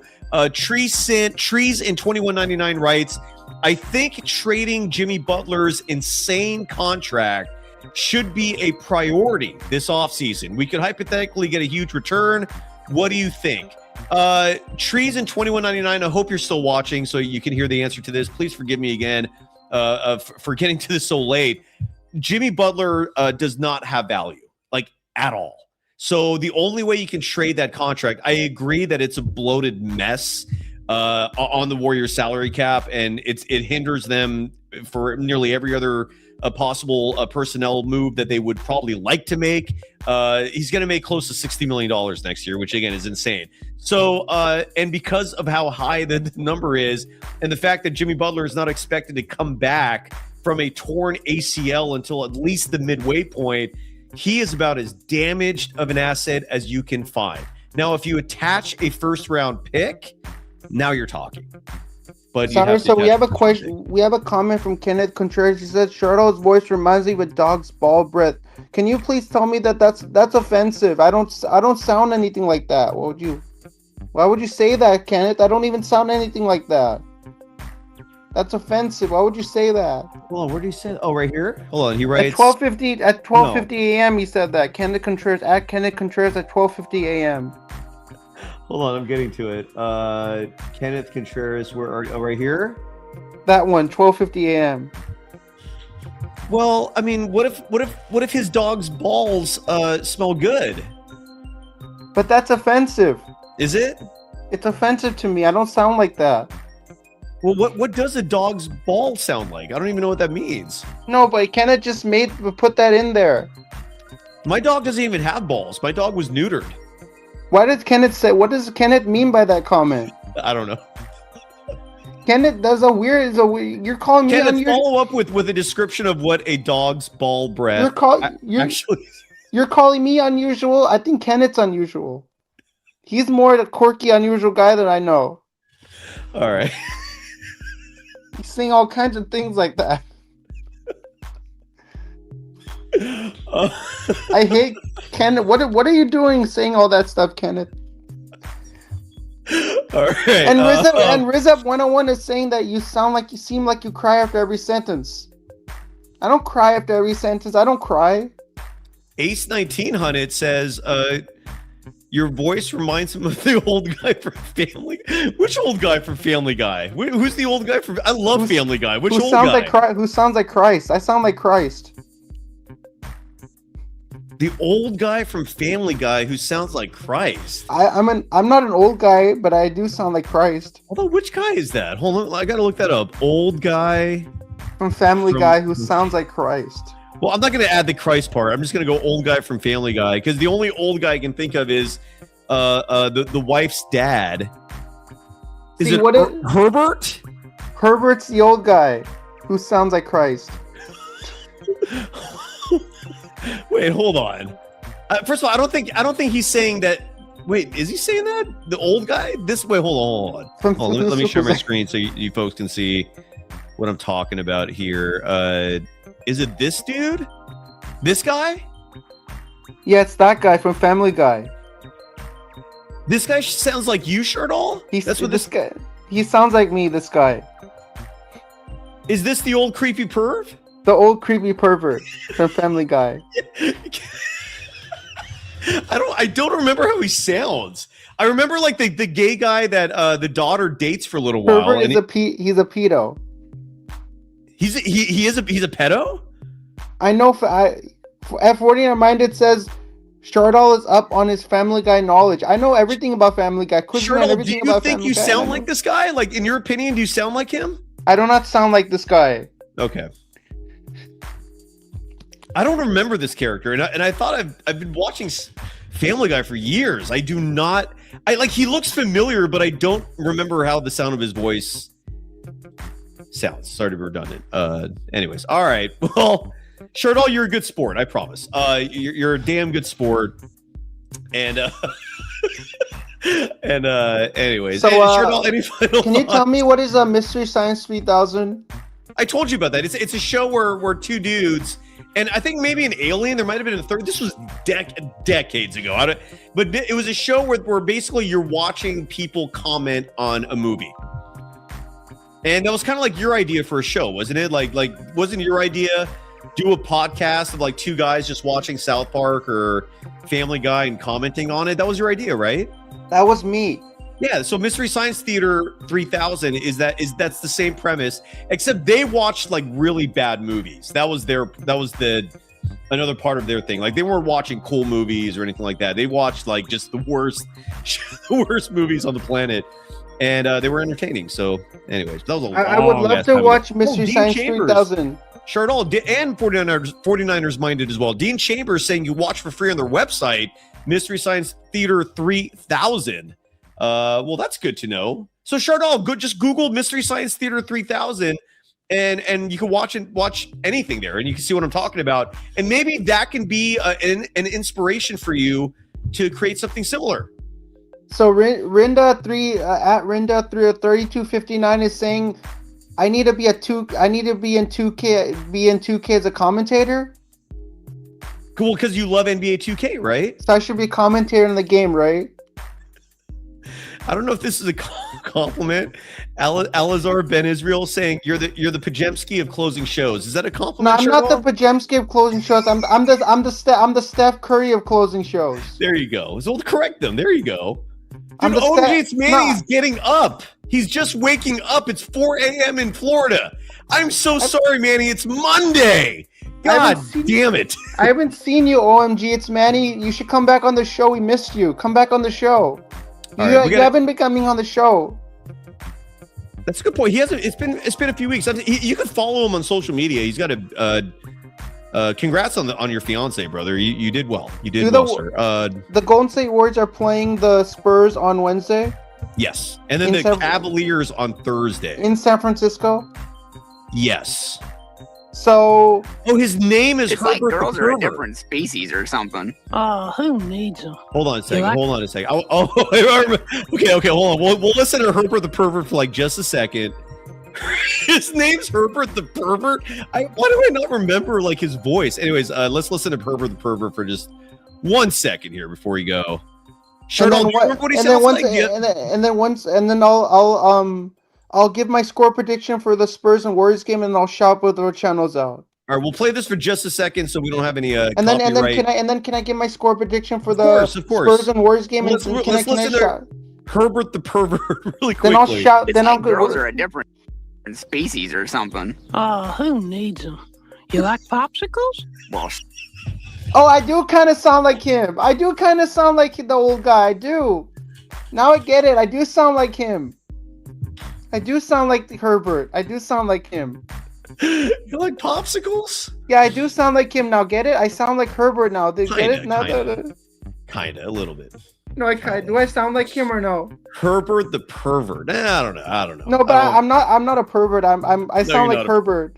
No, you're not a pervert. When is your next dance class? Because the closest thing you're doing to pervin is grinding up on your dance instructors. When is the next version of that? My next dance lesson is this Tuesday, March 31st. There's one instructor in particular you've mentioned that you are fond of. Is she going to be your instructor for It's this different. Tuesday? No, like I said, I can pick different instructors every time I go. You have a choice? No, I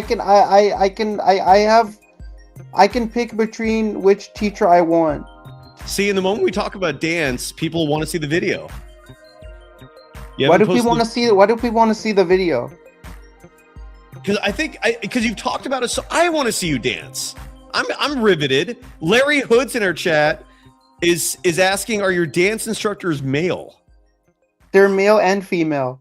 But are your instructors male? Mine are female. Okay. So you're not grinding up on other male dancers? No, I'm not grinding up on other male instructors. So what's the instructor you have this Tuesday? What's she like? It's her name is Flo. Is it? I know this sounds weird, but isn't Flo like an old lady name? No, she's not old. Oh, she's not. Flo. I don't think I've ever met a young woman named Flo. Yeah, she's a very nice woman named Flo. How old do you think she is?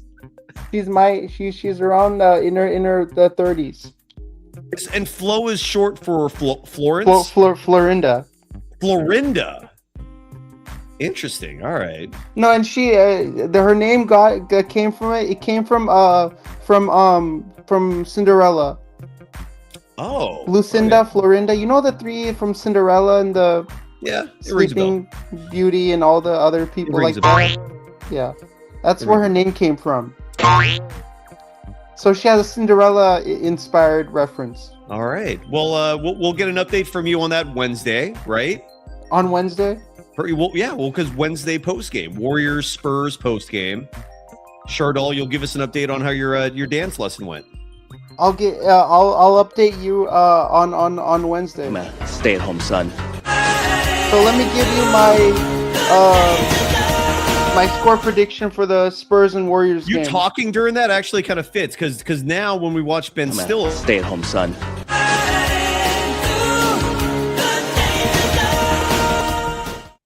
You didn't talk that time. When you were talking, it almost looked like Ben Stiller was talking. What is your prediction for Wednesday's Warriors Spurs game? So my prediction for the San Antonio Spurs and Golden State Warriors game, I'm going Golden State Warriors winning 145 to 100. 145 to 100. Okay. You used that one a lot. Look, Money Checkup. Money Checkup predicted what you were going to predict. That's prediction's prediction. Money checkup is correct. Yes. That is my prediction. Warriors are gonna beat the Spurs by 45 points on Wednesday. Charlotte, do you like being predictable though? I like to be predictable. Okay, all right. In that case, great. Then you're on the right track. You're doing. So, viewers, make sure to hit the like button, Please. smash the subscribe button, ring that notification bell for Golden Days. He's at 5,120 subscribers, 778 subs away from 6,000. I'm at 536 subscribers, 64 subs away from 600. You gained one again, right? I lost a subscriber, then I gained that subscriber back. Nice. Good job. All right. Well, again. So I'll see you on Wednesday for the Spurs and Warriors post-game show. Hopefully I gain more subscribers. Shardal, OMG, it's Manny in the chat, is predicting GP2. So I'm going with the 50 on Wednesday. What is your GP2 prediction? So I'm going with the Warriors taking down the Spurs by a final score of 297, and I'm going with GP2 scoring more than 50. But no. So you think he's going to score over 50? So I'm going with the Warriors beating the Spurs 297, and I'm going with GP2 scoring more than 50 points. Okay. 200 B's knees 200 to 97. Woo. All right. I'm going with the Golden State Warriors winning 1,000 to 5. Oh, you're breaking character, Charlotte. Be careful. You gotta keep it together. Stay composed. So I'm going. So I'm going. Let me give a realistic score. So I'm going with the Warriors taking down the Spurs 145 to 127. Dean Chambers in her chat is predicting Gui Santos grabbing 20 rebounds. Gui Santos is going to have more than 20 rebounds. I'm telling you, man. So Santos will have more than 20 rebounds. GP2 will have more than 50 points. And Warriors are going to win 145 to 127. All right. And I'll see you on Wednesday for Warriors and Spurs post game, man. Like, thanks for making me the closer. I really love the new intro with Ben Stiller from Along Came Polly. Thanks for adding it in there. Can you also add Herbert the you Can't Handle the Truth from Few Good Men. You're stealing from Rick Barry if I do that. That belongs to Rick. See, this is Rick Barry's open. You can't handle the truth. To the whole thing. You can't steal that. That's Rick owns that. So can you add a photo of Macklin celebrating my favorite Sharks player? We'll see what we can do. Well, can you edit? I love you. Can you edit it? I'll work on it. We'll see what we can do. But can you put the head coach of the Sharks and Macklin on the thing for me? Because I'm a Sharks fan too. I'll try. See, In Dreams is saying you're being greedy, Chardol, and I kind of feel him a little bit. So I'll get to it. When I can. Okay. So thanks for making me the closer. I'll see you on Wednesday. For Warriors and Warriors versus Spurs. See, look what you see, Chardol. Mr. Silax in her chat is now saying, see, you're trying to steal from Rick Barry. I won't steal from Rick Barry. Yeah, I'm sorry. I'm sorry. Simmer down, little simmer. Can you? So you give like a 0.5% chance you're pulling a Kaiser Sose on the whole world, and if you are, mad respect. It's an unbelievable act. Yeah. So I want to wish Rick Barry a very happy belated birthday. Yes. Many happy returns of the day, sir. Yes, sir. When I come on the show, I would love to wish you when you come on the show. I'll buy Rick Barry jersey. I'll wear it on the show, and then you'll bring me on the show. That's the deal. I'll buy a Rick Barry jersey and I'll actually wear it. I'll buy it. Deal. Sounds good. And then we got some more comments saying Chardol's picture should be Philip Seymour Hoffman and Boogie Nights. Can you make a movie for Chardol? In Dream Speaks Truth, and then Chardol, the thief, really a danger zone. And then we got B's knees saying getting outscored by 40 in the second half is incredible. Okay, let's get at it. Hey, thanks for having me on, and I'll see you on Wednesday. You're the greatest person ever. You rock, slay it. See you on Wednesday. Bye, viewers.